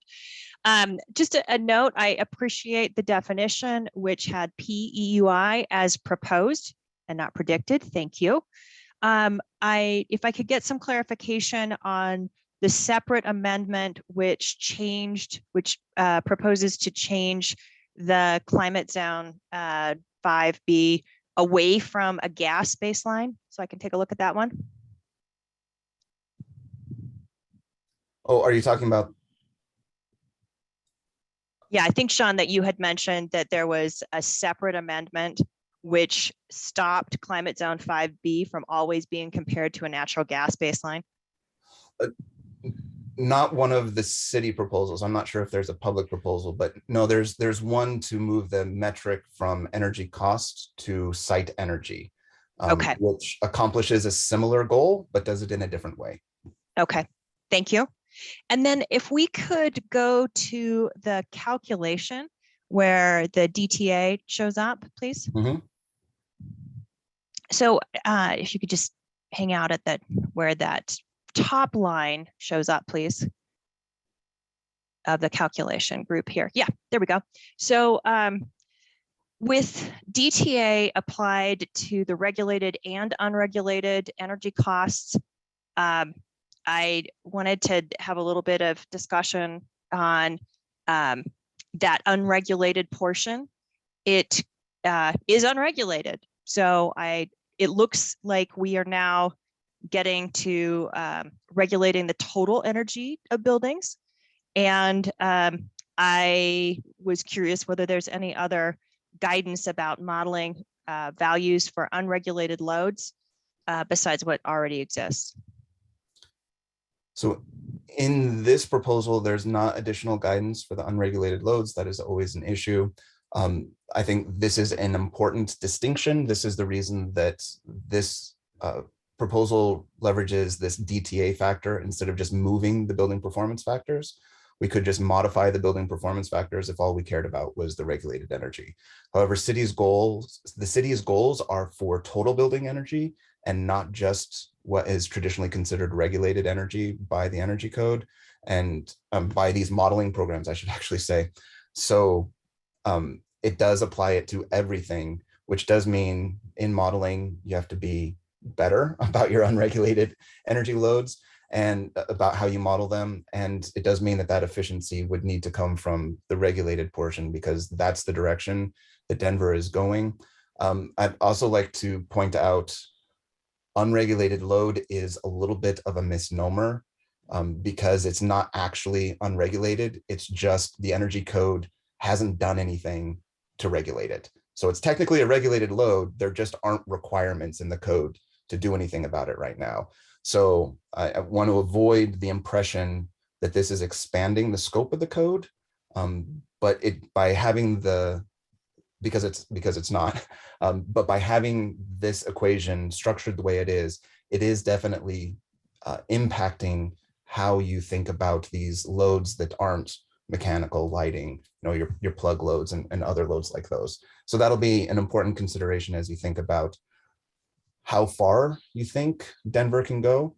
And I'll say that for C406, those points are based on performance improvement to total building energy, not just the loads that would be considered regulated loads by Appendix G.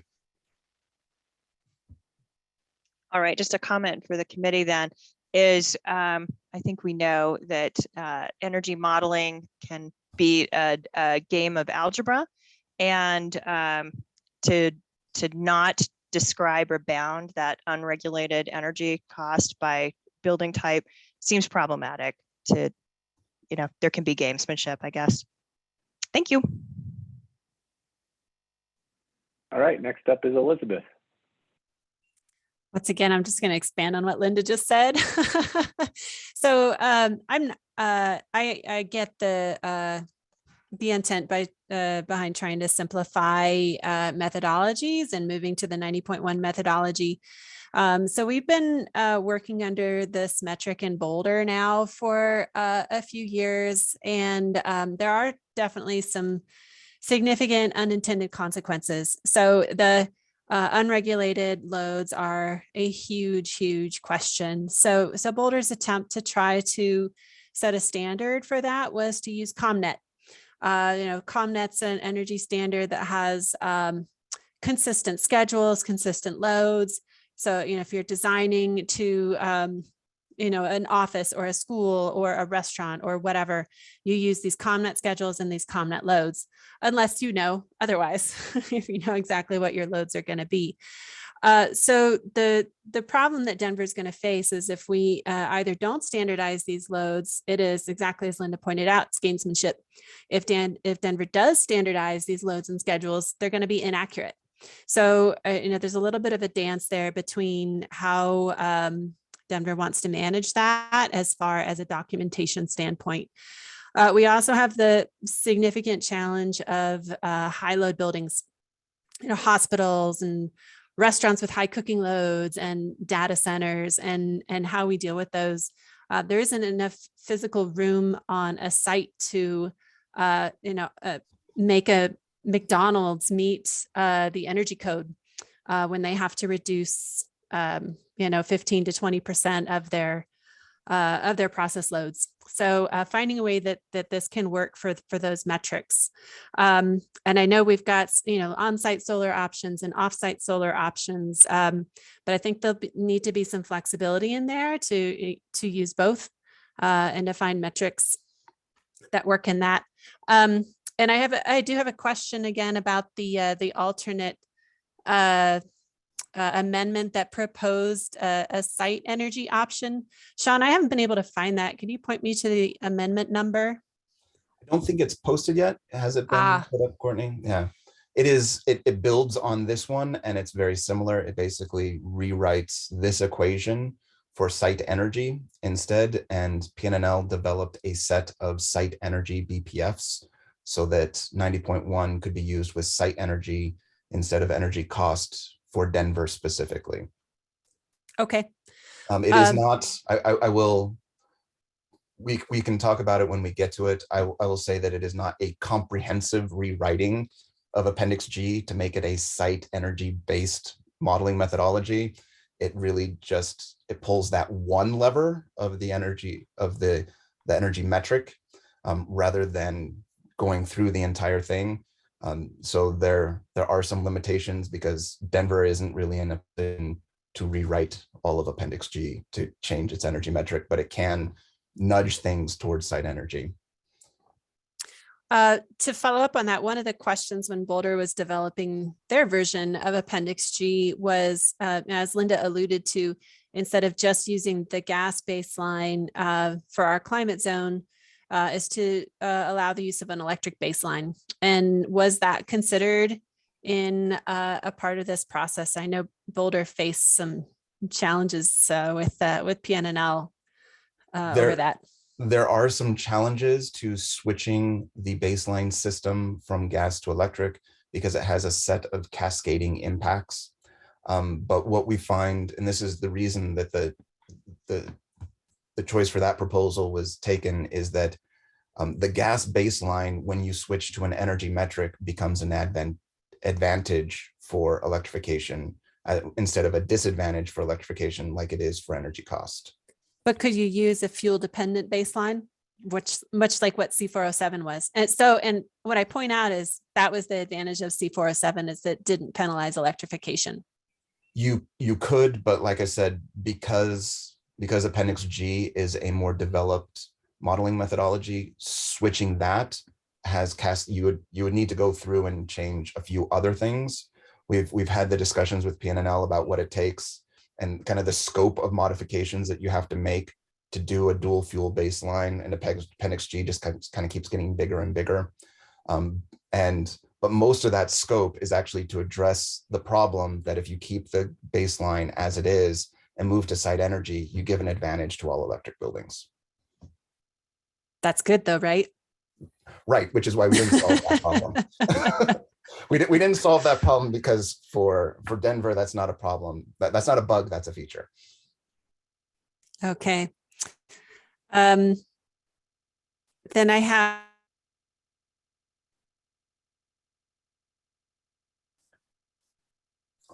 Everyone else is moving, so I'm like, assuming it's just Elizabeth.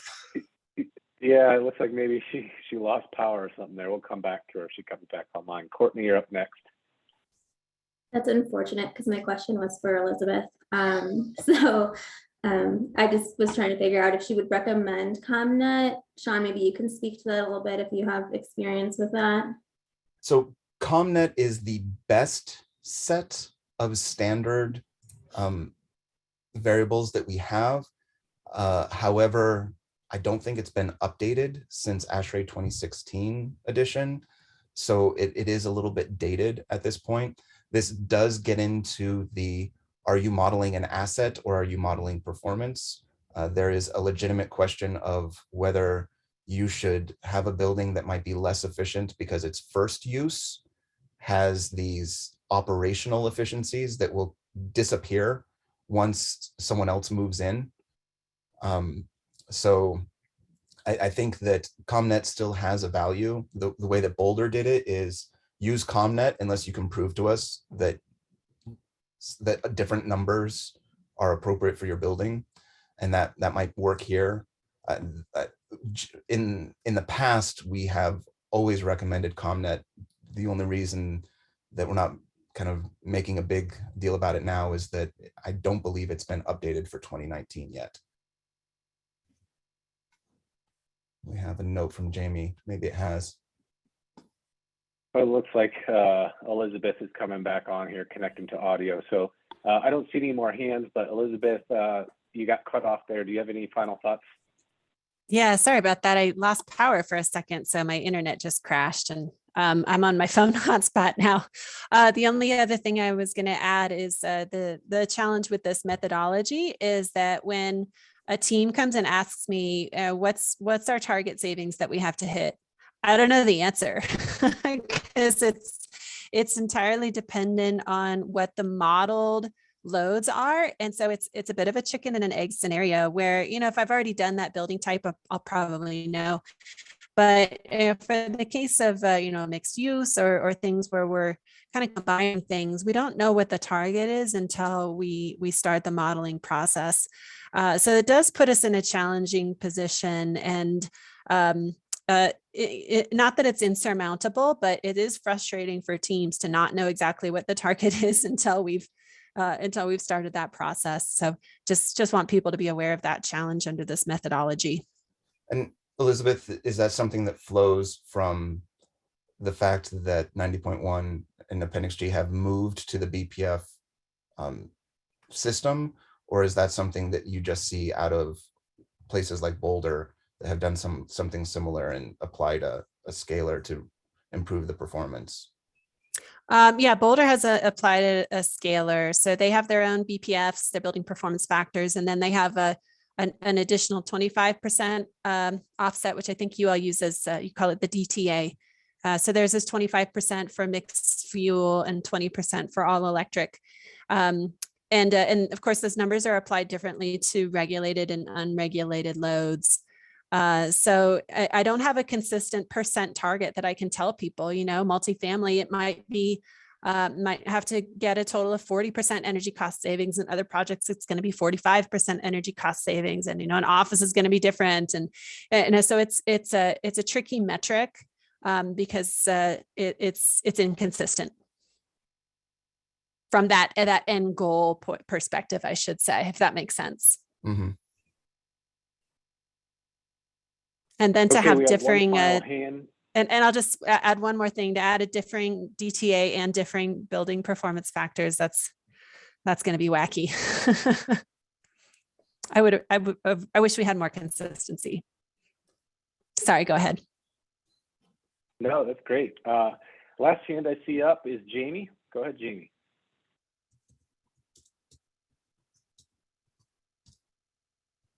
I think you're Jamie, muted. you're again, on your Jamie. phone and it looks like you're muted. There Yeah. you go. So a few questions. One to the city, and I don't know who is the best for that, maybe Chuck, but how many permits have gone through in the last code cycle that are using Appendix G? In the last, 3 years ago, we were in this position and we nixed the total billing, C407 total billing performance path, and just put it down as ECB or Appendix G. Are we seeing projects, or actually the other way around, we cut ECB. Are we seeing Appendix G being used? Very rarely. I've seen personally 2, and currently a design struggling, kind of what Elizabeth said, trying to determine the target, like what they need to improve on to pass. They're struggling to get through. But you're right. It's been, I've seen 2, and talking to my team, it doesn't seem like we've seen a whole lot of Appendix G submitted so far.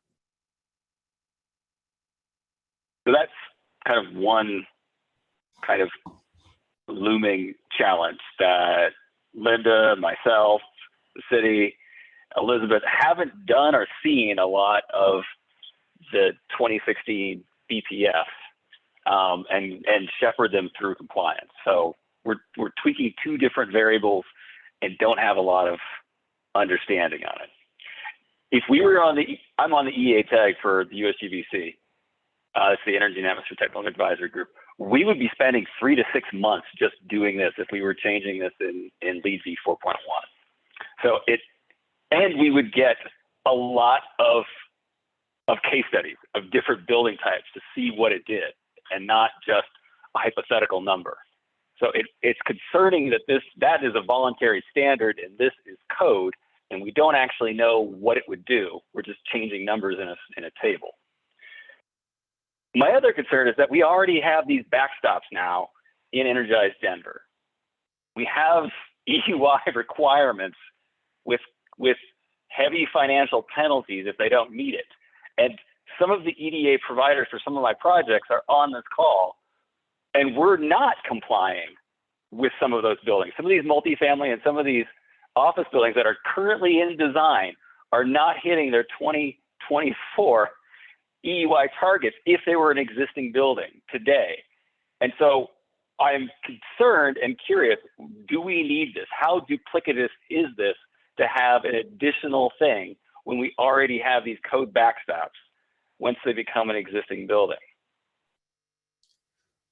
I think that gets to a larger question that we have with building performance standards. And it's one of the reasons that when you see advocates of building performance standards, they often very clearly make the point that you need to ensure that your new construction code is delivering buildings that are capable of meeting your building performance standard.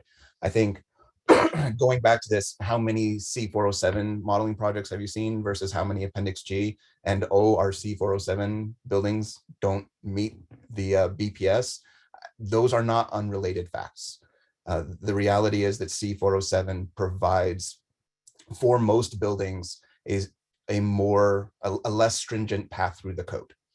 And so one of the issues that Denver will face with its new construction code is that if buildings built to the new construction code can't meet standards that are meant for existing buildings that are older, that will be a fairly significant problem for, for regulating buildings in Denver.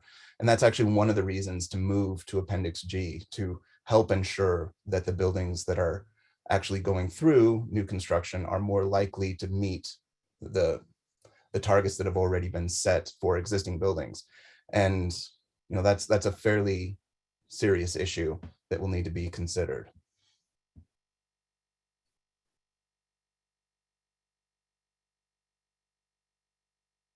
All right, we have one more hand up, and then we gotta wrap this up. We got some other things to vote on today. So, John, you are a subject matter expert for today. If you have something to chime in, go ahead.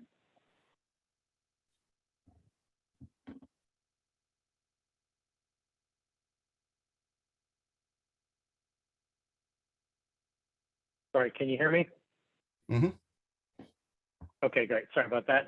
Yeah, so just this is a fairly big topic. So just want to make 2 points. In my state, California, we're looking towards moving possibly towards an Appendix G type approach for a couple reasons. And one is it creates a more consistent baseline that you're comparing your building upon. So your compliance isn't so dependent upon which system type you use or construction type or some other factors. So it is a little bit somewhat restrictive in that sense. So I just wanted to make make that point. And I think another point was made about looking at a separate baseline for heat pumps or electric heating versus gas heating. That could be done that way, or it can be done through metrics. So those are 2 potential ways to do that. Thanks. Thanks for the input. Okay, that's it for the discussion for today on this one. I would encourage you all to talk with each other if you still have other concerns. Completely allowed and encouraged. These are very big proposals that we're going to hear next time. So this is great discussion, time well spent. We will take Kevin, a break now and come back. Can I interject? So these are intended to be on the docket the next time that this committee hears commercial items? Yes. I believe so, yes. Yep.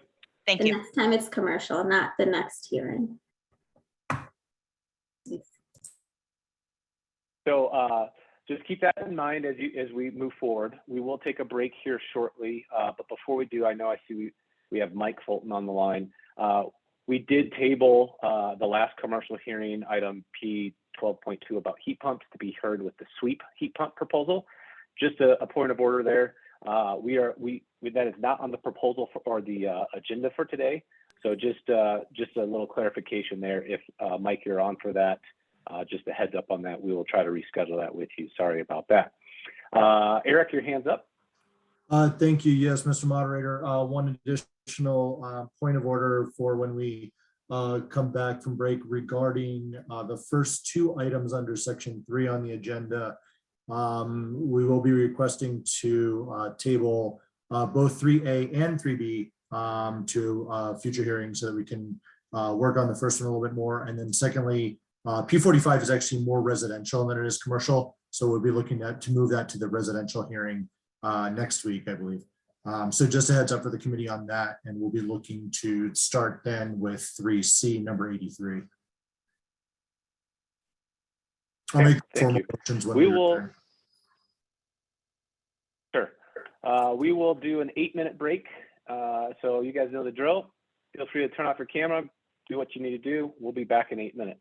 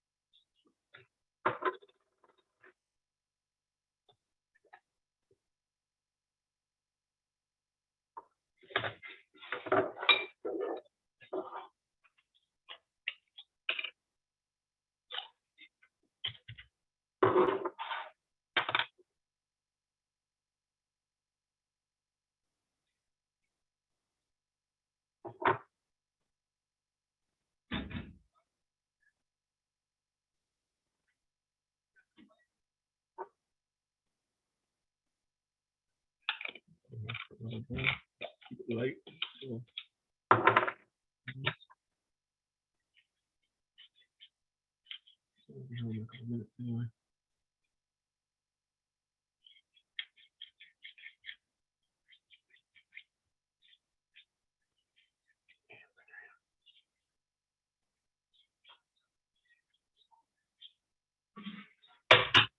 right, let's start making our way back, if you can hear my voice.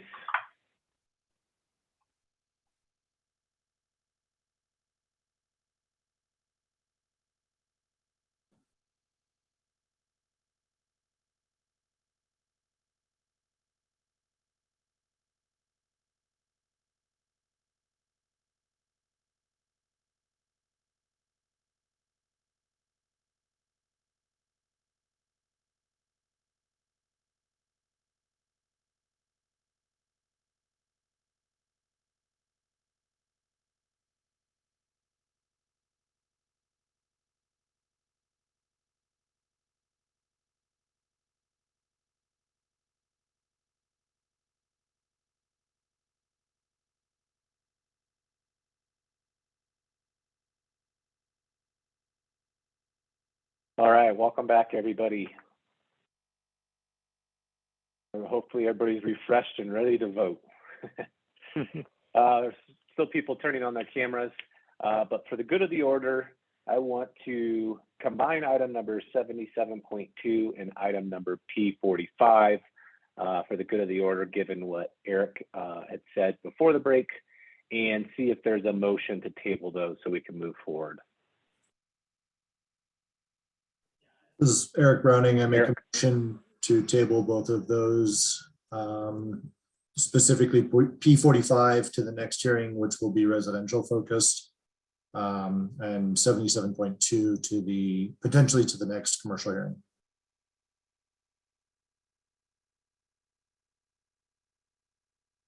Great. Is there a second? Second that. Courtney. Okay, great. Any discussions real quick?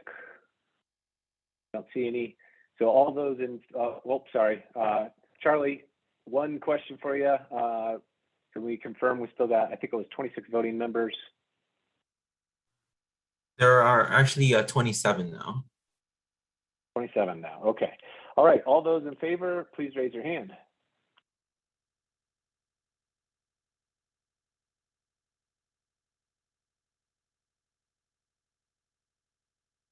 Hands are still coming in. I'm going to stop my video because, again, my bandwidth, for some reason, I think I have too many of these proposals open. Okay, I see 21. Go ahead and lower your hands.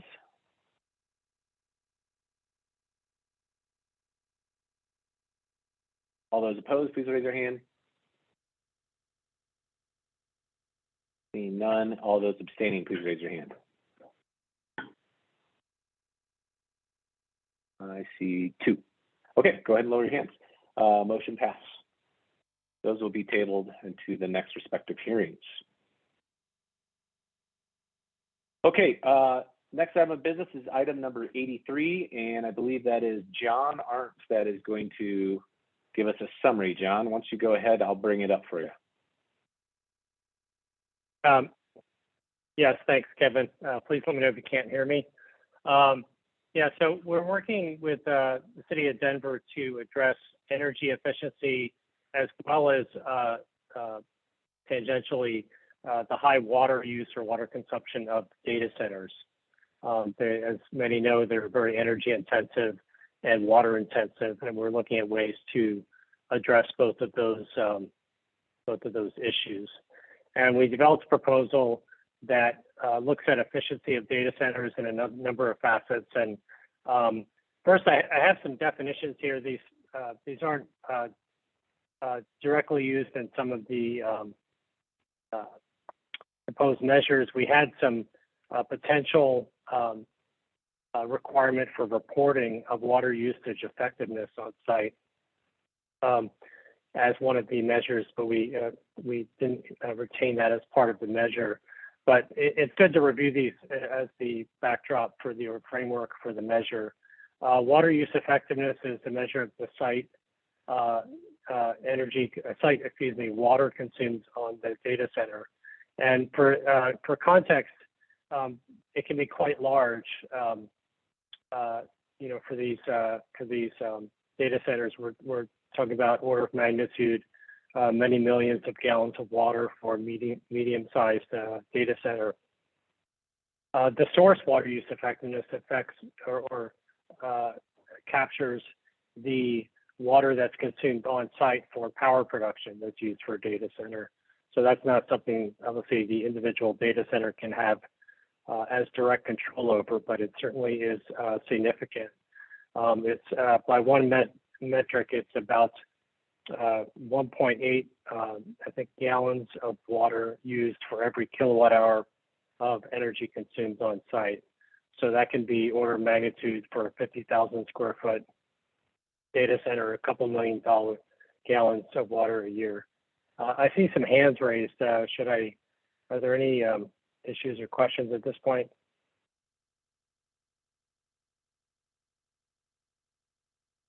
Continue on, John. We'll address those after your summary. Okay. All right. So I wanted to, you can scroll down just a little bit to the data centers and the language here. So first of all, the first thing to do would be to address the efficiency of the data centers. And we wanted to incorporate the latest metric that ASHRAE standard 90.4 uses to characterize efficiency, and that's the MLC, or mechanical load component. In an earlier first iteration in 2016, they had a design load component, which was more address the power requirements of this cooling equipment. But the one we're focused on more for this proposal is the annualized MLC. And we want to adopt something at least as stringent as the ASHRAE standard 90.4 version 2019 has for data centers for Denver's climate zone. And the recommendation is to go a little bit more stringent with the mechanical load component of 0.12 as opposed to 0.14, which is the minimum requirement for ASHRAE. Secondly, there are a couple additional requirements that are consistent with good practice to best practice for data centers. One involves humidification. As we know, there's humidity control requirements for data centers for electrostatic discharge. And those are somewhat design dependent, but those over the years have become a little bit less stringent. In other words, a higher range of humidity levels in the space have been allowed. But the requirement here is simply to make all humidification for data centers adiabatic. So that means basically no steam humidification for data centers. That's the second item. The third item relates to hot aisle, cold aisle containment. So that's basically keeping the conditioned air contained in the cold aisle and discharged more directly to the system in the hot aisle, such that the space can be maintained at a more moderate to warmer temperature than it would if there were no containment. There are some exceptions for very small computer rooms, but this is mainly addressing the medium to large sized data centers. And finally, this is a more progressive one. We're looking to address the water use of cooling towers, evaporative cooling towers, which are used in a lot of data centers. They're very water intensive, and a lot of the cooling towers that are used currently in data centers in different jurisdictions use potable water. These cooling towers require frequent blowdowns for clearing the tank and minimizing the buildup of sediment and other things that would affect the heat transfer. And they're very water intensive.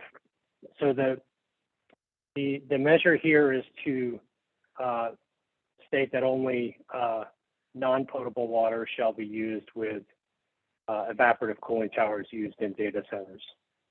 So this one is fairly progressive, but we want to try to address water use as best as we can within the energy standard, understanding that it is an energy standard, but the equipment that are used in buildings, the mechanical equipment, impact both energy and water. So we want to address that. This one, we've reached out to some of the major data center providers and co-location center providers, and one of them, he didn't wish to be attributed to this comment specifically, but he did comment that they use a number of alternative technologies beyond cooling towers for data centers, including refrigerant-based economizers, the computer room air conditioning units with dry coolers, direct evaporative cooling, liquid cooling, and others.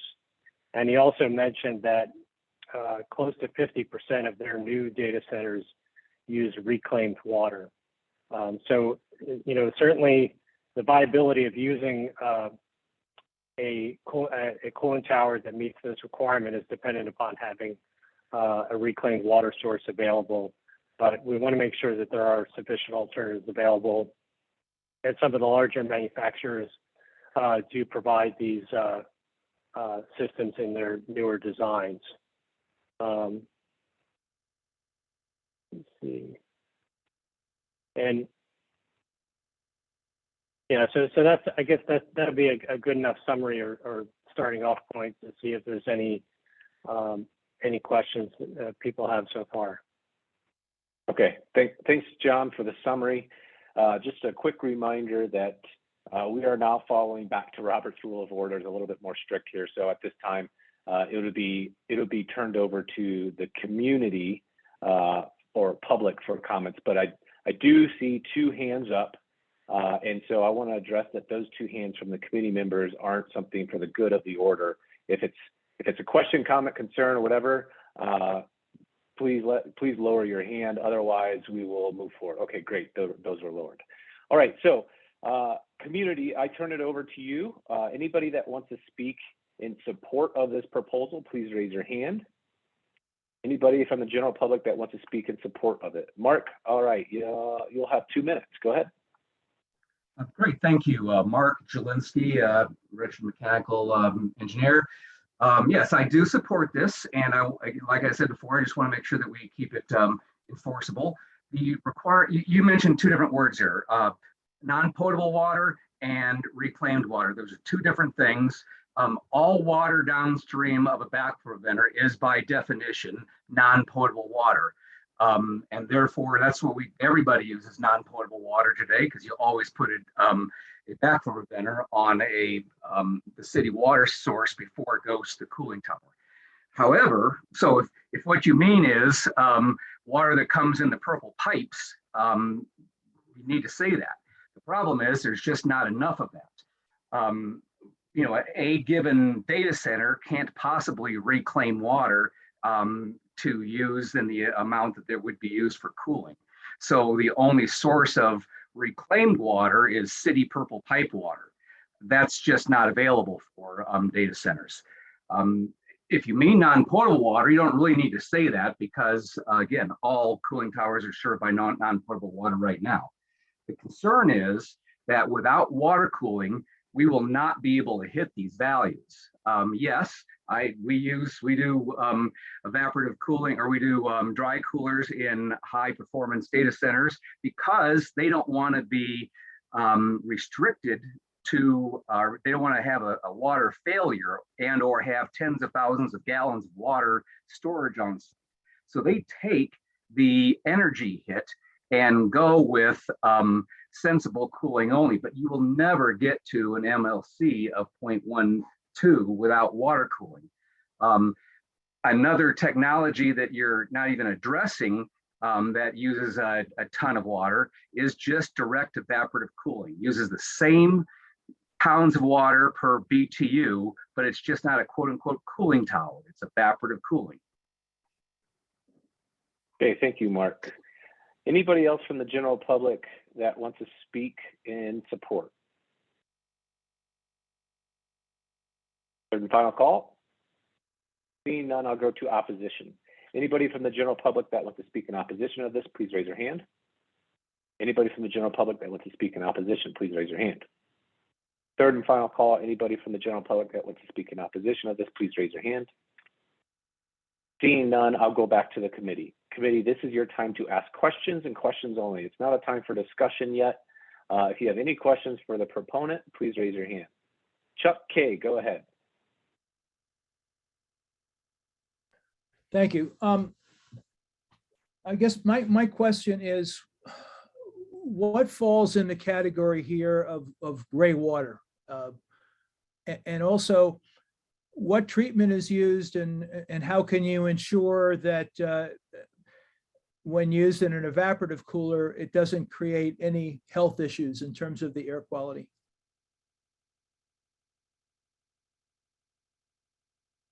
Yeah, so it's a good question. So I first just to clarify on the previous commenter, the water intent that I have for the evaporative coolers ideally is the purple pipe, it's the reclaimed water. And I understand there's some availability issues of that. As far as the water quality, since the cooling tower doesn't come in contact directly with the building, I'm not sure if there's any health issues around that. And I believe there are systems in place such that that any performance issues or concerns to be worked out have been worked out.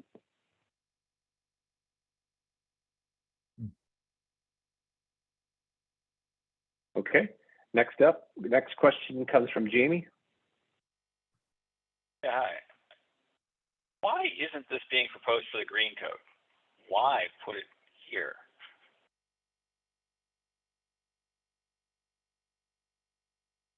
So, well, that's a good question. I think we're trying to address energy efficiency progressively. There is some correlation or tie over to the water use provisions. So conceivably, we could consider the water consumption provisions for the green code. But we want to address, at the very minimum, we want to address the efficiency of data centers, given that they continue to be built, and given that there is an opportunity for efficiency savings. Well, as Mark and others have said, it's an efficiency savings, and it's a water efficiency savings on the back of energy efficiency. Then you're trading one for the other, which is anywhere in the Western U.S. is you have that energy water nexus that you have to look at. So I don't disagree with the premise of it. It's just, it does seem weird to put it in the energy code when we have a green code that we're also looking at. But do we know how many data centers are actually built or running in the city county of Denver? Is this an issue? I mean, we just push them to the extreme so they're just all going to go to Commerce City. Why would they build here? Sure. So I don't know if the city wants to hop in on that answer, but John, do you have a response? Yeah, well, I have a partial response, and yeah, Jamie brings up a good point, and that's some of the solutions that are more environmentally friendly on water are, as the other commenter pointed out, aren't quite as energy efficient. As far as the number of data centers, I don't have direct data on that, but I know that there are some types of data centers, the co-location centers, where the owners of those want to keep those buildings in proximity to the consumers, to the users of those data. So we're not talking about the hyperscale large data centers, but the smaller and mid-sized ones that still have a a pretty large data load. But as far as the number, I don't know. I might have to defer to staff or get back to you on that. Okay, Jamie, any other questions? Well, if it's a smaller data center inside an existing, or if I'm doing a new office building and I'm putting a data center on one floor, it's only applying to that section. So now I'd have to just look at the water consumption in my chillers, just serving those CRAW units. Is that correct? Yeah, well, that's a good, that's an interesting case, depending upon the size of the units in the office, say an office building. If they were on the building's condenser water loop, I don't know if tying into an existing condenser water loop would trigger this requirement as we have it written right now. So this is Eric Browning with the city. I can further answer the questions that Jamie was asking. With respect to the location of this amendment proposal in the energy code versus in the green code, it's important to remember that the green code is essentially, for most intents and purposes, a voluntary compliance document.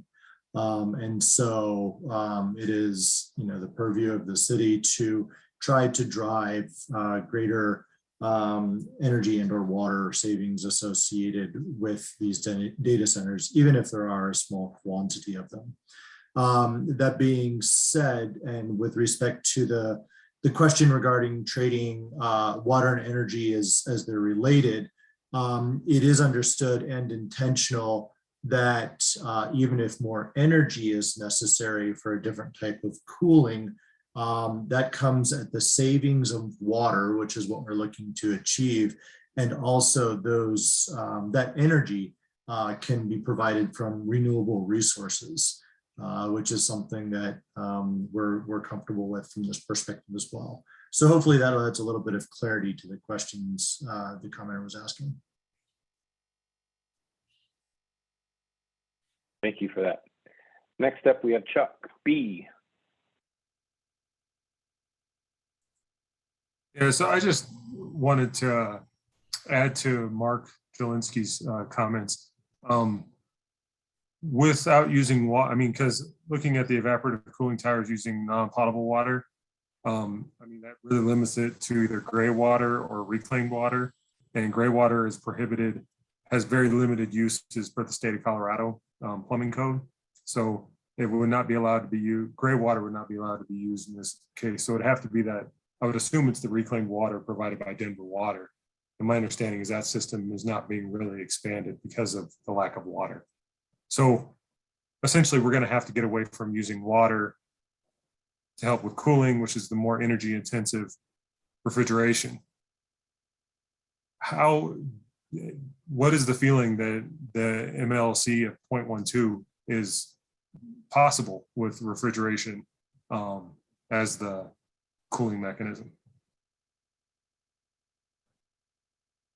Yeah, Chuck, thanks. That's a good question. The other commenter, the similar question, that might be something I need to verify to see if I think the refrigerator economizer and some of the other designs may have a little tough time meeting that as a requirement. So if we had to, we could keep the proposal as is. The other options to accommodate some of these other alternative cooling technologies, we could relax the MLC slightly, would be one option, and or alternatively, we could keep a requirement very strict for this MLC requirement, and then keep an alternative option for technologies that don't use the cooling towers, basically, that have much less water consumption. It is a trade-off. I haven't done part of the scope of this a rigorous comparison of given current water valuation and given the water drought that's been in the West, of how that trade-off between the water consumption compares against the energy consumption. But yeah, we might need to lift the MLC requirement slightly to accommodate some of the alternative cooling technologies. Okay, thanks, John. The next question comes from the other Chuck K. What's your question?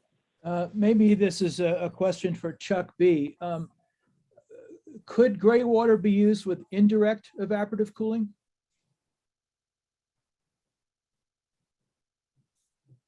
That's a good question, but I mean, right now, the state of Colorado is very limited and very specific on how gray water will and can be used. So it would we'd have to revisit that. Yeah, I don't know the answer right off. That might be worth exploring. Okay, thank you. Seeing no more questions from the committee, I will go back to the general public. Is there any rebuttals on the support side from the general public? Please raise your hand. Any rebuttals from the general public on support? You'll have 1 minute. I do see a hand up. Mark, you have 1 minute. Go ahead. Yeah, as a clarification, it's gray water is not going to be the answer here. Gray water is the water that comes from lavatories and showers and such, and there just aren't enough of those in a data center. You'll never get enough water to provide water cooling from what comes off of a lavatory and shower. So don't even think about that. You need to either get rid of that potable water, non-potable water system. Actually, if you leave it there, that'd be fine, because again, what's defined in the plumbing code as non-potable water is everything downstream of the back preventer hooked up to the city water system. Therefore, that'd be no change from what we do. But you will not hit 0.12 annual MLC without water cooling. It just won't happen. We've done many studies. It's not going to happen. All right. Thanks, Mark. Anybody else from the general public that would like to speak, please raise your hand. Seeing none, I'll turn it back over to you, committee. At this time, it is your opportunity to make a motion and or have further discussion. Chuck B, your hand's up. Yeah, I just wanted to add to Mark's comment that the state of Colorado is very specific on gray water, that if you're going to use it within a building, it has to come within that building. So he's right. A data center building is not going to have enough gray water to be utilized in this case. And you couldn't use gray water from a building next door to achieve this. It would have to come from within the building. So gray water is not going to be the solution. All right. Next up, we have Ken. Thank you. I have a few items here. And these might be borderline questions, borderline comments. I want to start with the part 2 there that talks about any humidification in data centers shall be adiabatic. I think that's a great idea. I'm curious though, and wondering if I want to have some discussion about maybe putting a potential exception for a size-based limitation on that. So as we get larger, I think it makes sense to move towards adiabatic, but in really, really small data centers. And again, it looks like for the sake of this, it appears that basically 2.8 tons or 10 kW is kind of the limit for when most of these applicants or requirements come into play. And I definitely think that you might have a really challenging time with a 2.8 ton data center deploying this. It's just not readily available components in a typical HVAC equipment. Not saying it can't be done. I'm just saying it's not typical for that size of data center. So I think we should have a proposal to maybe look at an exception to that particular requirement, maybe somewhere in the 10 ton range. In addition to that, part 3, the next one down below it, again, starts to talk about air containment. Again, that's a great and highly efficient way to handle data center cooling. However, again, this is kind of tied to that 2.8 ton requirement. So my fear is that if you get into commercial office spaces, those kind of facilities, you might find yourself with small computer rooms that might have a few racks, and now you're asking them to deploy some sort of hot aisle containment system, which is quite an elevation in cost and expense to quite a dramatic extent. So I think potentially we should evaluate a different level for that containment requirement. And then lastly, I do have some proposals for 4 as well. All right, go ahead. Let's do it. On 4, I guess I would make a motion that 4 be changed to say evaporative cooling towers used in data centers shall only use utility provided recycled water when readily available to the site. And I don't know if we need to define what readily available is, but that would be basically Denver Water's purple pipe is available to the address, because that's really the only way we're going to be able to do that. That's not to say that I don't necessarily also agree with what Mark said earlier about the challenges of getting to the 0.12 level, but at least it kind of cleans up this requirement for recycled water and getting rid of the non-potable requirement. Okay, Ken, did I capture your motion correctly?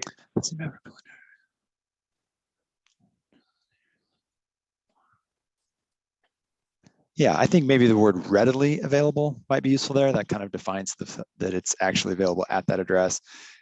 Otherwise, you might be able to make the argument that, you know, a user could pay for it to be brought down the street a few blocks, which could be pretty cost ineffective. Okay, great. So there's a motion to amend this item number 4. Who was that? That seconded? I'll second. Chuck K. Okay, great. Anybody else? Any other amendments before we vote on this amendment? Anybody have any comments? Courtney, go ahead.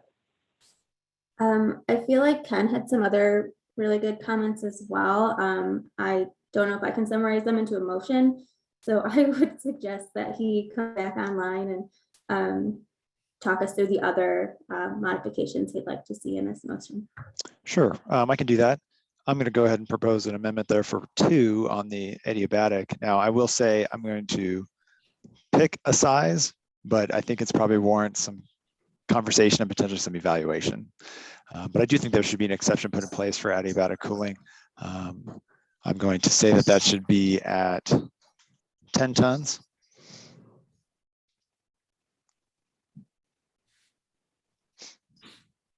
Okay, 10 tons and above.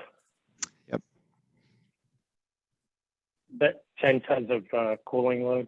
Yes, thank you. Yeah, for clarifying that.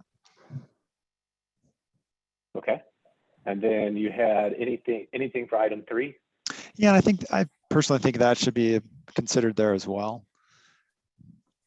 The same level, changing it from 10 kW and 2.8 tons to 10 tons.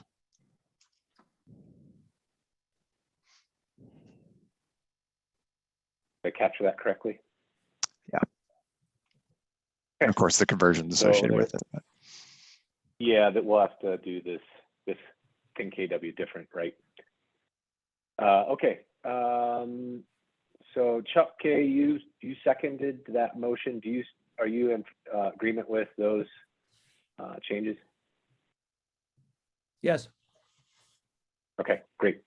So there's a motion and a second on the table. Curtis, you're up next. I just had some comments on using the recycled water. Is there any thoughts on the chemical usage on site for treating that water? Because when you're using evaporative cooling towers, you have to use descaler and biocide to combat scaling and sludging in the towers for efficiency of those. And if you're using not as treated water for that, you're going to have to do that treatment on site. And part of that blowdown process is, you know, when, especially with the biocide, you treat it with the biocide. It runs in the system for a while to kill all the the microbiology in there, and then you dump it down. Sorry about that. Yeah, that's how you have to do those cooling towers, to protect them and for their efficiency. So you're essentially just retreating Denver water again for them. So, and then dumping it back down the drain. So is there any thoughts or concerns on that? Okay, anybody has any thoughts and concerns on that? If you could speak up, just go ahead and unmute. You know, it's my understanding that Denver Water is using their recycled water system with, for example, Xcel Energy and some of their cooling towers. So there is precedent for it. And what Curtis said is absolutely correct with cooling towers, but my understanding is there's some precedent with Denver Water recycling water being used in cooling towers. Okay, thanks for that. I just wasn't sure if it would like defeat the purpose of using the recycled water if we're just going to be treating it more on site. You know, you're going to have to use more descaler and biocide on site to treat that water because it's not as treated coming into the facility. So to meet those numbers, we're basically just treating it anyways. So I didn't know if that would make much difference or kind of defeat the purpose of using this for potable water.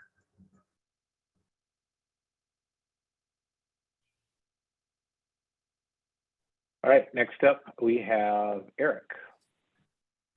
Thank you, Mr. Moderator. I would like to either continue the proposed modification if Ken would allow it.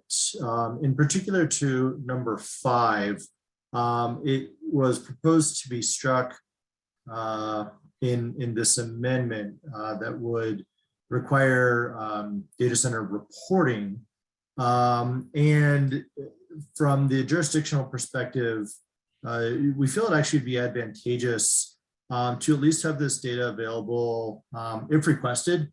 And so instead of asking that it be reported annually, we'd like to modify that by not deleting number 5 and then changing instead of required to report, keep the text as shall be required to record the site level water usage effectiveness annually and provide to the AHJ upon request. So that doesn't mean that they have to report it annually, but if the AHJ would like that information, then at least we'll know that they'll have it.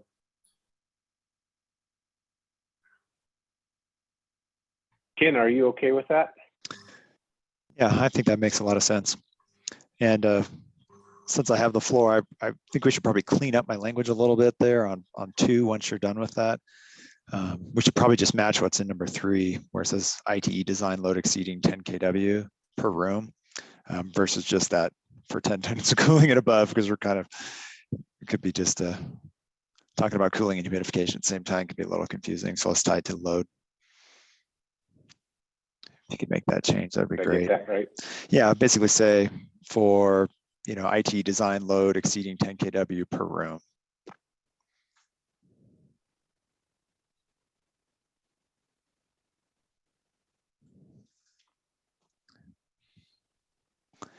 That work?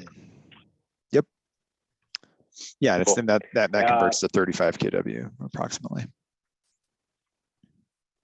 Put that in there, but I wasn't sure. So thanks for thanks for clarifying. Chuck K, are you okay with those new changes? Yeah, I think so. I mean, I don't have a real good feel for those particular numbers, but I'm gonna trust Ken's judgment on that. Okay, great. Chuck B, your hand's up next. Yeah, I just wanted to comment on the modification to number 4. The evaporative cooling towers used in data centers shall use only utility recycled water when readily available to the site. I guess my question would be, what happens when it's not readily available to the site? Are they now able to use potable water? It's kind of unclear there.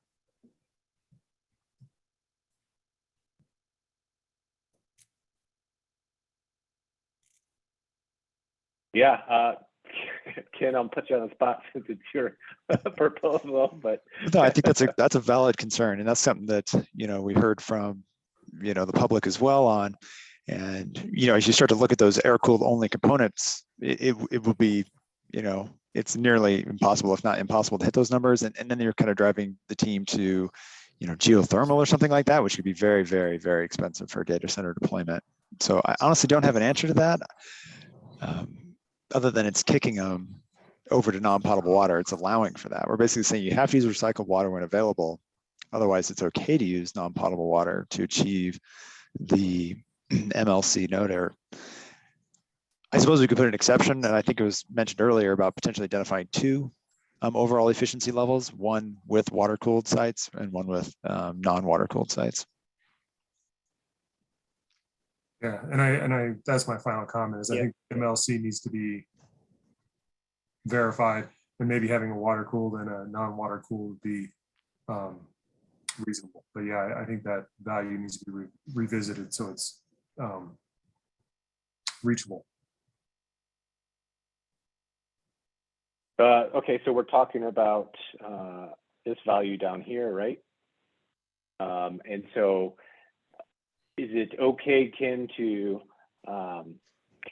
continue to add on to your modification with the intent to further modify this number by a subcommittee?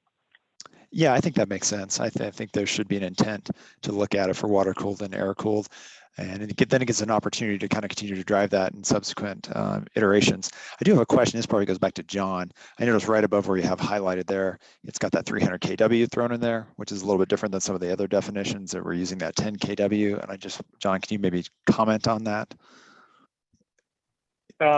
Yeah, so this one came directly from ASHRAE 90.4. They have a different efficiency requirement for smaller data centers with total load, ITE load less than 300 kW. So 300 kW is it's not terribly large in terms of you have a so is your math in my head. If you have a 5,000 square foot data center, you're probably already dedicated data center. You're already above that threshold. So this would cover the vast majority of standalone data centers. Is your intent not to bring over the one that has the efficiency requirements for under 300 then? I think we could bring those in as well, but I was focusing more on mostly on the larger, the medium to large data centers, but we certainly could bring those in. And I think whether we structure it as like a separate requirement for water cooled versus non-water cooled systems, or have it as an exception to one of the requirements, I think it does make sense to have have a separate requirement for the non-water cooled. But I think we can also, by doing that, I think it enables us to drive this lower efficiency for the water cooled systems.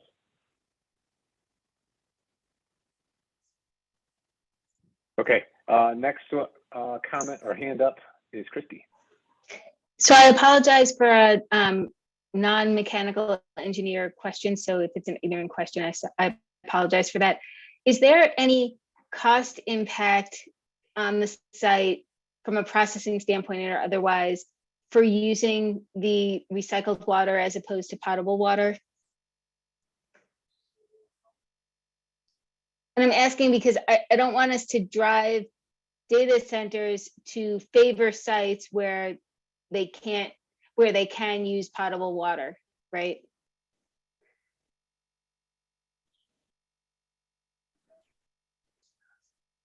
Well, my understanding, there's the treatment, and I'm not the expert on this part. There is the treatment, but I think a bigger issue is just having access to those purple pipes, the reclaimed water near to the site where it can be piped to the to the site. And a really large hyperscale center could have their own treatment plant, but that's not the kind of these aren't the kind of buildings we're referring to here. Okay, thanks. Okay, seeing no more hands, I will call a vote here. We do have a motion on the table to amend this proposal, and those amendments are written on the screen with a further intent to modify this MLC value by a subcommittee. So that's what you're voting on, just those changes. All those in favor, please raise your hand.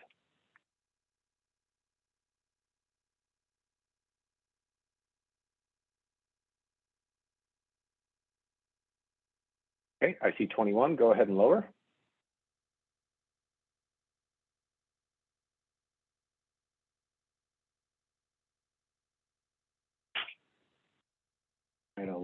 for you. Okay, all those opposed, please raise your hand. Seeing none, all those abstaining, please raise your hand. I see 4. Okay. So that amendment, or sorry, those modifications have passed. So now we'll open it up for any other motions here. There could be a motion to approve now, a motion to table, a motion to reject, but we're looking for a motion. Eric, go ahead. I move to approve as amended. Great. Is there a second? I'll second. I believe that was Carol. Yep. Okay, so there is a motion to approve as amended and a second. I'll call a vote. All those in favor, please raise your hand.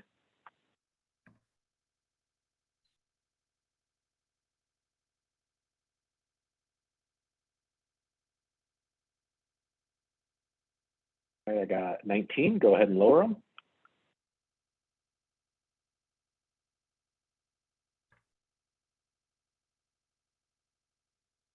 All those opposed, please raise your hand.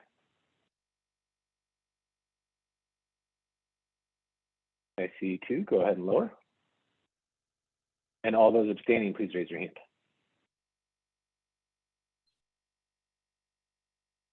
Okay, I have 5. Okay, so this proposal passes as amended with the intent to further modify there, 19 to 2 to 5. Thank you for that. We are getting close to the end of the time. However, we still have some time, and knowing that we have a lot of proposals to get through, we'll move to the next one, which is item P36. And I have to look up to see who that is. Give me 1 second.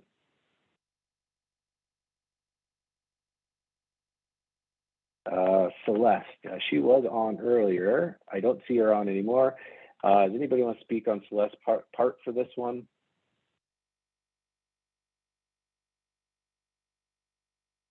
See any? With that being said, just know that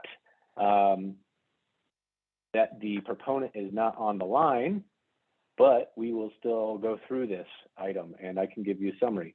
For the good of the order, if someone wanted to table it, go ahead and we can do that. Otherwise, we'll proceed forward with hearing this, as you all had an opportunity to read this a week prior. Ken, go ahead. I just make a motion, maybe we table this. I see that we've had Mike on, and I think his is the next one after this. Sure. Okay, go ahead. So there's a motion to table. Is there a second? My second. Okay, I think I saw it was Brian. Correct. So we'll take a vote here real quick. Then all those in favor of tabling this till the next commercial hearing, please raise your hand.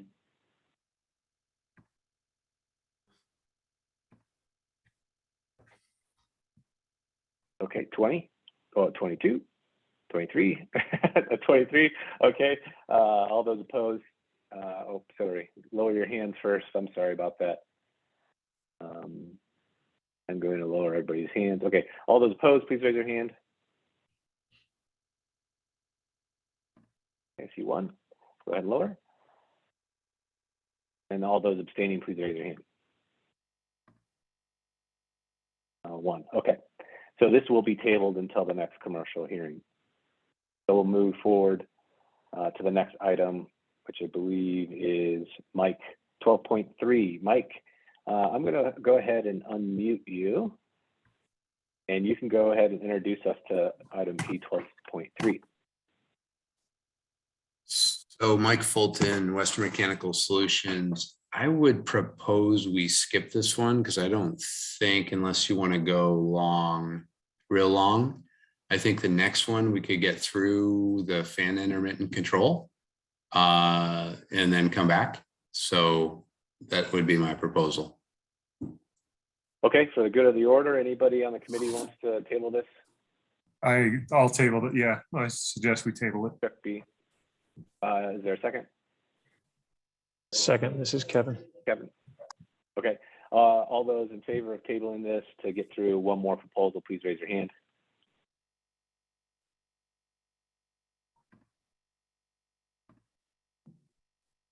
Okay, go ahead and lower. I got 23.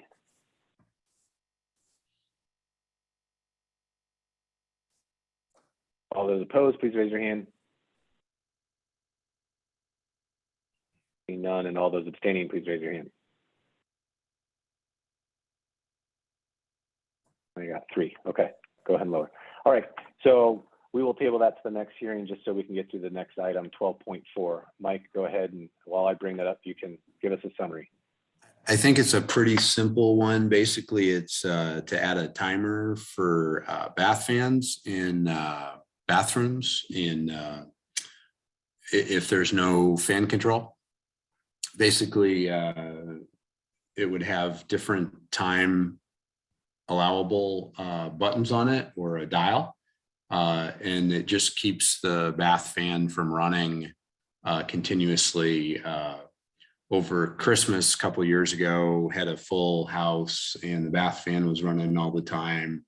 Put in a timer. Everybody decided 5 minutes running the timer was sufficient.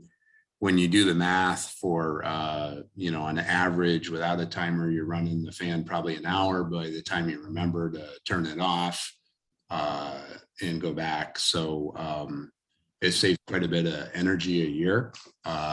In Denver, the heating design for 50 CFM is about 5,000 BTUs per hour. So running at 5 minutes versus an hour or 2 saves a bunch of energy. So if you're assuming, $100 installed cost, the payback, is 4 years. So pretty quick payback. So that's the proposal. All right, thanks for the summary, Mike. We'll go to the general public. Anybody from the general public that wants to speak in support of this, please raise your hand. Anybody from the general public that wants to speak in support of this, please raise your hand. Third and final call, anybody from the general public that wants to speak in support, please raise your hand. Seeing none, we'll go to opposition. Anybody from the general public that wants to speak in opposition, please raise your hand. Second call for opposition. Third and final call. Seeing none, I'll go back to the committee. Committee, this is your opportunity to ask Mike questions. Please raise your hand. Chuck, go ahead. Chuck K, sorry. Thank you. I was just curious that the economic analysis for the 4-year payback was done based on a 5-minute shutoff, but the automatic bathroom fan maximum shutoff time is given as 30 minutes, 6 times as long. So why the discrepancy between the maximum shutoff time and the shorter time that was done for the economic analysis? The consensus after we installed our timer was that 5 minutes is appropriate. Although I think without getting too personal, occasionally the timers need to run longer. So the timing would be adjustable then, or what? Correct. Yeah, the one I installed has 4 different settings, I think. So you can have 5 minutes, 10 minutes. I see. That kind of thing. All right, thank you. Next up, the question comes from Elizabeth. I think there are some conflicts between what you're proposing here and a lot of various residential certifications like Energy Star and LEED and some other things that require various types of exhaust. Have you compared this to those? No, the intent was for residences where you have a switched bathroom fan, not for say a multifamily where you have constant exhaust or something like that. So I'm not sure if that answers your question. But this is under the commercial code, so wouldn't this be, you're applying it to multifamily? If there wasn't constant exhaust, correct. In some cases, in multifamilies, there's still switched exhaust from what I've seen. So is the intent that this is not for multifamily and this is for like a, I don't know, retail bathroom or something? Correct. Yeah. Is that indicated here somewhere? I did not see that in the proposal. Yeah, probably not. Probably. No, I mean, if we're talking about, the occasional retail bathroom, this seems pretty teeny tiny to me. The original intent was for the residential code, but I didn't realize that it had to go under a different code section.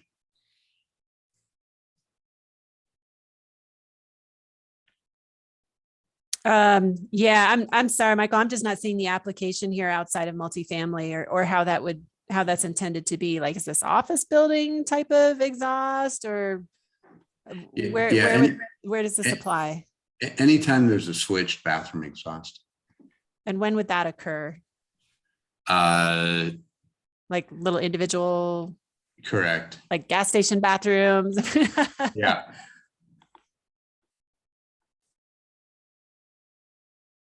Yeah. So correct. would you be somehow adding something that it shows your intent that this is not implied to or not applied to dwelling units? We could, again, I think in some multifamily applications, there's switched bathroom exhaust. So if it was that, No, that there are, but in those same multifamily applications, if we're going after a certain green certification, like affordable housing, enterprise green communities, there are some continuous exhaust requirements that would directly conflict with this. So this couldn't be this would cause issues. Gotcha. So with multifamily. Could we, is it multifamily in general that? Yes. Okay. So yeah, so then I would accept that. Take exception for that. Yeah, like anytime we do LEED or Energy Star or basically every multifamily green certification has some very specific exhaust requirements that are going to conflict with this. So could those just be accepted from this? In other words, if the multifamily did not comply with LEED or have to comply with LEED or, other, does that make sense? Oh boy. I mean, we kind of open up a very odd door there. I don't know. It just seems to really complicate things to do that. Could you just say if a requirement for continuous bathroom exhaust is not required?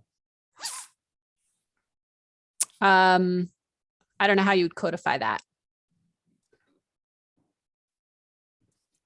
Okay, so for the sake of time, right. Yeah, sorry, I thought this would be a shorter one. No worries, no worries. We might have to get Yeah, if we want to just table this one, and I know Nathan Carr's not here today, but this is definitely right up his alley with all of the residential certification work he does. So maybe we can hang on for the next time when he's back. Sure, we can. That's something the committee can take into account, or maybe think about an exception when we are at a time for a motion. Next question comes from Eric. Thank you, Mr. Moderator. Yeah, agreeing with Elizabeth's earlier observations and comments. This certainly seems ripe for residential use, not so much commercial. And as such, my question is, in many applications, the bathroom fan exhaust is used for moisture exhaust as well. And there could be concerns about premature termination of that fan exhaust when moisture levels are high. So I'm just curious from the proponents, how that would be addressed. If there's a moisture sensor, does the timer preempt that, or does moisture sensor preempt timer? Just curious how that would work. Yeah, with the timer being variable, the occupant could pick, how long to run the fan. So I don't think that the, in a residence, it's kind of occupant selected anyway. So, whether they turn the fan on at all or turn it on and leave it all day, I'm not sure there's a big difference there. Okay, thank you. Next question, Ken, who lowered his hand, so I assume he doesn't want to talk. Next I think I question pressed the comes wrong from- button. I meant to unmute. I'm sorry. Okay, Ken, go ahead. This is going to be borderline question for you, Mike. Borderline potential proposal. I guess, you've kind of tied it here to those automatic timer switches. And then of course, Eric just mentioned humidity control. There's a lot of automated controls that we can sometimes put on these fans, whether it's humidity to timer switches when it's applicable. And then of course, Elizabeth mentioned these special requirements where we use this system as a part of the ventilation components. And I'm wondering if, as we move into the amendments, maybe we look at providing language that just talks about providing automated controls on these fans, so we don't just have any just tied to straight up manual light switches. And I just want to get your take on that, Mike, instead of just tying it to the 30 minutes. Yeah, I think that makes a lot of sense. Great, thank you. Next up, question comes from Sean. More a suggestion, if you want to move forward with this, you could limit it to fans that include a manual switch in the bathroom.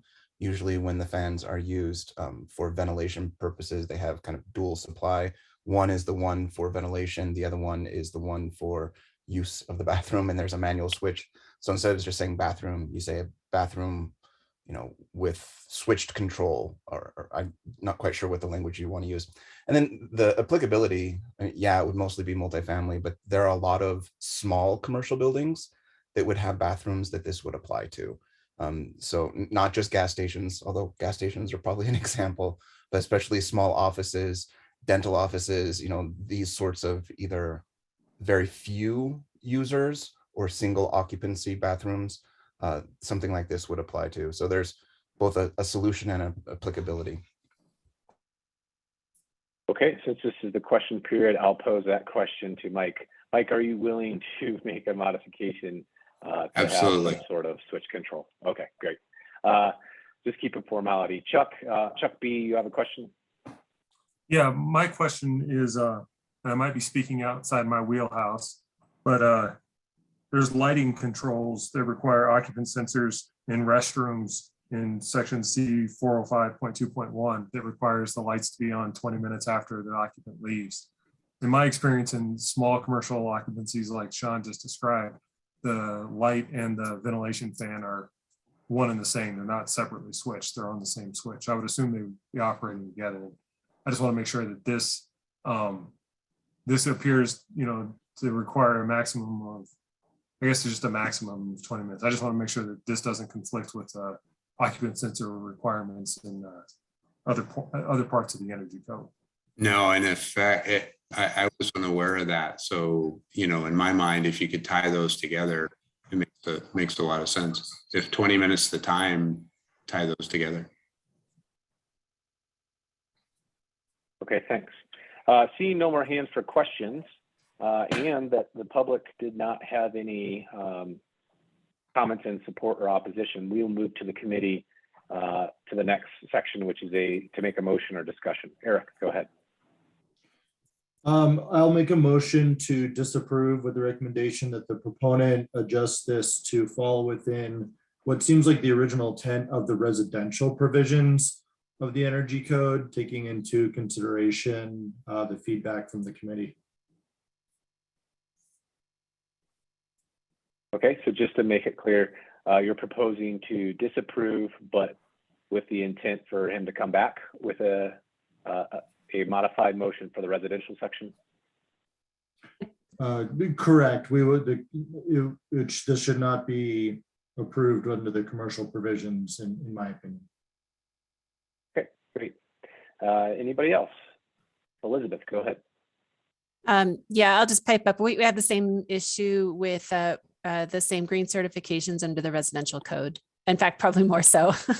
I would think if we modify this for the commercial code, that it could be used in the situations that are just outside of the multifamily realm, because that is an easy one to implement into non-residential bathrooms. But Energy Star applies to residential and multifamily. Okay, next up we have Jamie.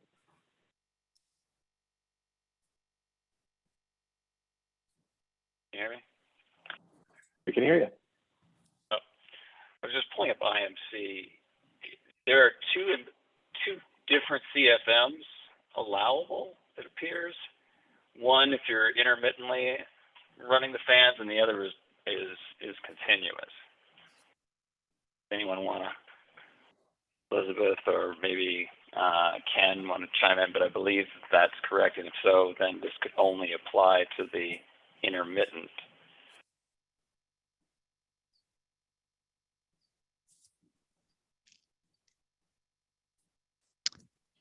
Yeah, I agree with that. There's the two different levels. Yeah, and it's clear that Mike put that in here as intermittent, so it would apply to the higher volume amount. Okay, next up we have Christy.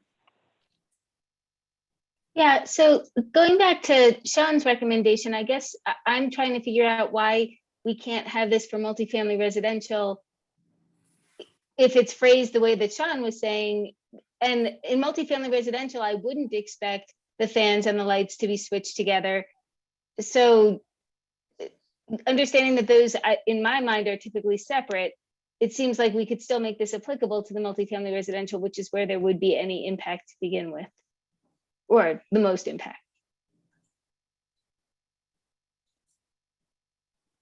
Okay. I'm not sure I'm seeing what precludes us from doing that. Sure. Anybody on the committee can raise their hand to comment on that.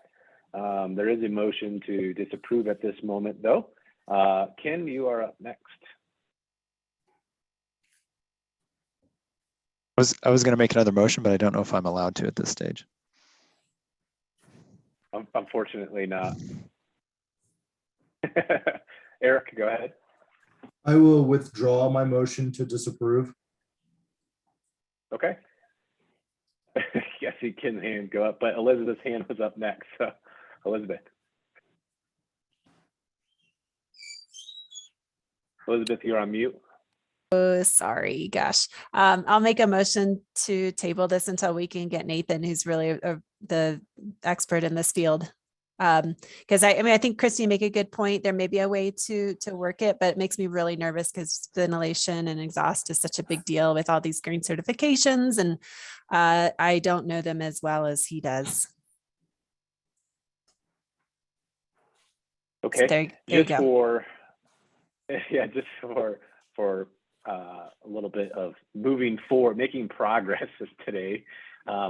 Would you be willing, Elizabeth, to make a motion to approve with the intent to modify with Nathan's input on that? Again, just trying to make sure we get through all these proposals and not keep tabling them and have to rehear them all. And it's okay to say no. Yeah, I don't know if I'm comfortable with that. Okay. Ken, your hand's up next. Again, I still have that motion that I wanted to make, but I don't know if I got stolen. It's all right. Yeah, sorry, so, Ken. Why don't you go ahead and speak what you said? Maybe Elizabeth will be open to hearing that. Yeah, I was just going to I think this would handle, and I would assume that Nathan would be okay with this, and that is, I would modify this to say when a bathroom exhaust fan is designed for intermittent operation, automatic controls shall be provided to prevent that fan from running continuously. Exception to this requirement when this exhaust fan system is a part of an outside air ventilation system, which I think would cover what Elizabeth is talking about, where we bring those fans on to minimum speed in order to maintain negative pressure to bring in outside air elsewhere in our multifamily units.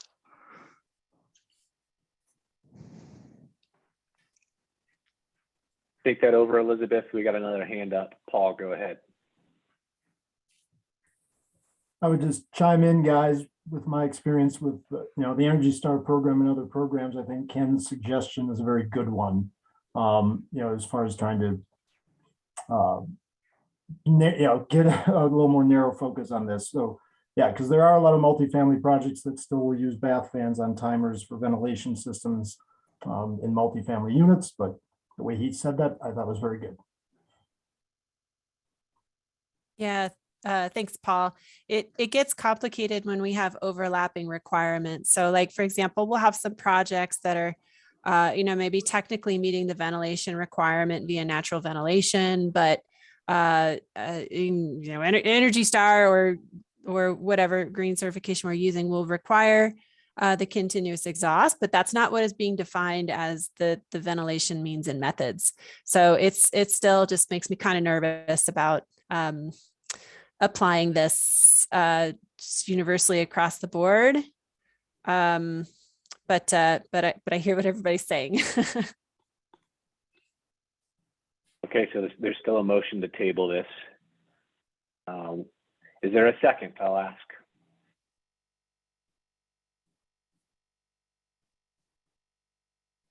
Don't see a second, so. Mark Rodriguez, I'll second.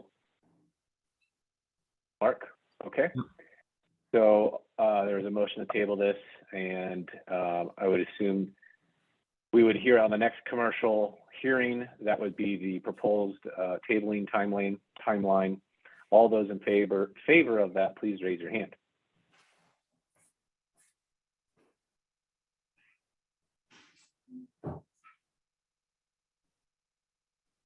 B23, go ahead and lower your hands.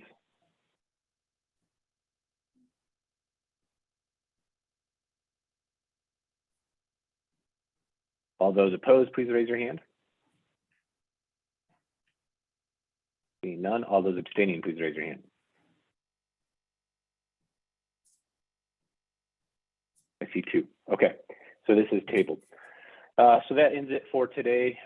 We did get through the whole agenda today in terms of, getting to the last one. However, it wasn't getting through all the items that we wanted to vote on and things like that. But again, thank you all for your time. We have a lot of homework to do between now and next time, so make sure you review those top 3 proposals there so that we can really get some of that accomplished in our next hearing. With that being said, I'll adjourn the meeting, but I'll stay on the line for any commentary. Thanks, everybody. Thank you. Thanks. Hey, Kevin, quick question. Next week, or we're meeting in 2 weeks on residential, is that correct? I probably had something on my calendar for meeting next week. Anyway, if you're hearing me. Give me a second. It is next week. Okay. Sorry. Okay, thank you. Yeah, this is where we have the little, the shift in the timing. So what's on your calendar is correct. Okay, thank you, Christy. So next week will be residential and then 2 weeks will be commercial. Okay. Yes. Okay. Thank you very much. All right.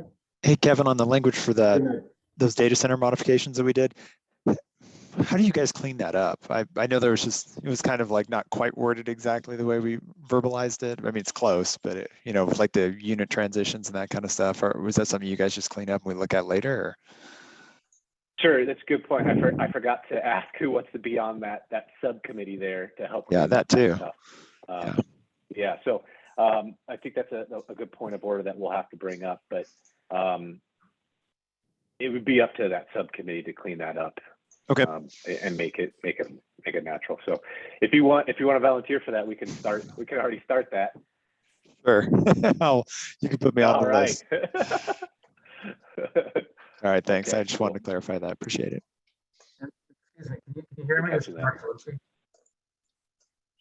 Mark, yeah, go ahead. Mark. If you don't mind, and one of those clarifications, you only restricted the water use on cooling towers, right? And that was the vote. I just want to make sure, is that indeed the intent? Because there's plenty of ways to evaporate water other than cooling towers. In fact, the best way to do this is with direct evaporative cooling or indirect evaporative cooling right in the airstream. That was not addressed. I don't want you to. I want to be able to use direct evaporative cooling or indirect cooling in an air handler to cool a data center. So what is the intent for that? and by the way, I'm putting all these comments out there. I am more than willing to put my time where my mouth is. I'm already doing on some of the other committees. If you want to get me involved in some of these task forces to make them reasonable within the range of what the committee voted on, I am available for that. So. Thanks for that, Mark. I think we got to be careful with your involvement on that because it's up to the committee to I understand. make those changes, but it doesn't mean that the committee can't reach out to you to get some help. I don't think officially we can have you help on this one because you're not on this code hearing, but I know you're on the other code hearing. So Yeah, and that's why I recognize that too. we really shouldn't be speaking offline outside of a public hearing. I gather that, which is why I'm making my comment right here. It seems like that would be a good thing for the subcommittee to wordsmith. Mark, appreciate that comment because you're right, it does say towers instead of just evaporative cooling. So cool. Anybody else have any comments? I just had a quick question on the C407 amendment, when we might have the EUI option available to review, or EUI amendment, I guess. You mean site energy? Yes. Okay, because sorry, that's the better version. That's the better word, right? Sorry, EUI on the mind. So all of the proposals will be in the hands of the city by the end of this week for them to review and post. So that should happen, I imagine, next week. So we'll have it to review next week. I believe so. Okay. Courtney's not on. She's the one who holds that process. But it just needs to go through, since it is a city proposal, it just needs to go through final approval by the city. Okay, super. All right, thank you, everybody. Have a great night. You too. All right, bye-bye. Bye. Thanks.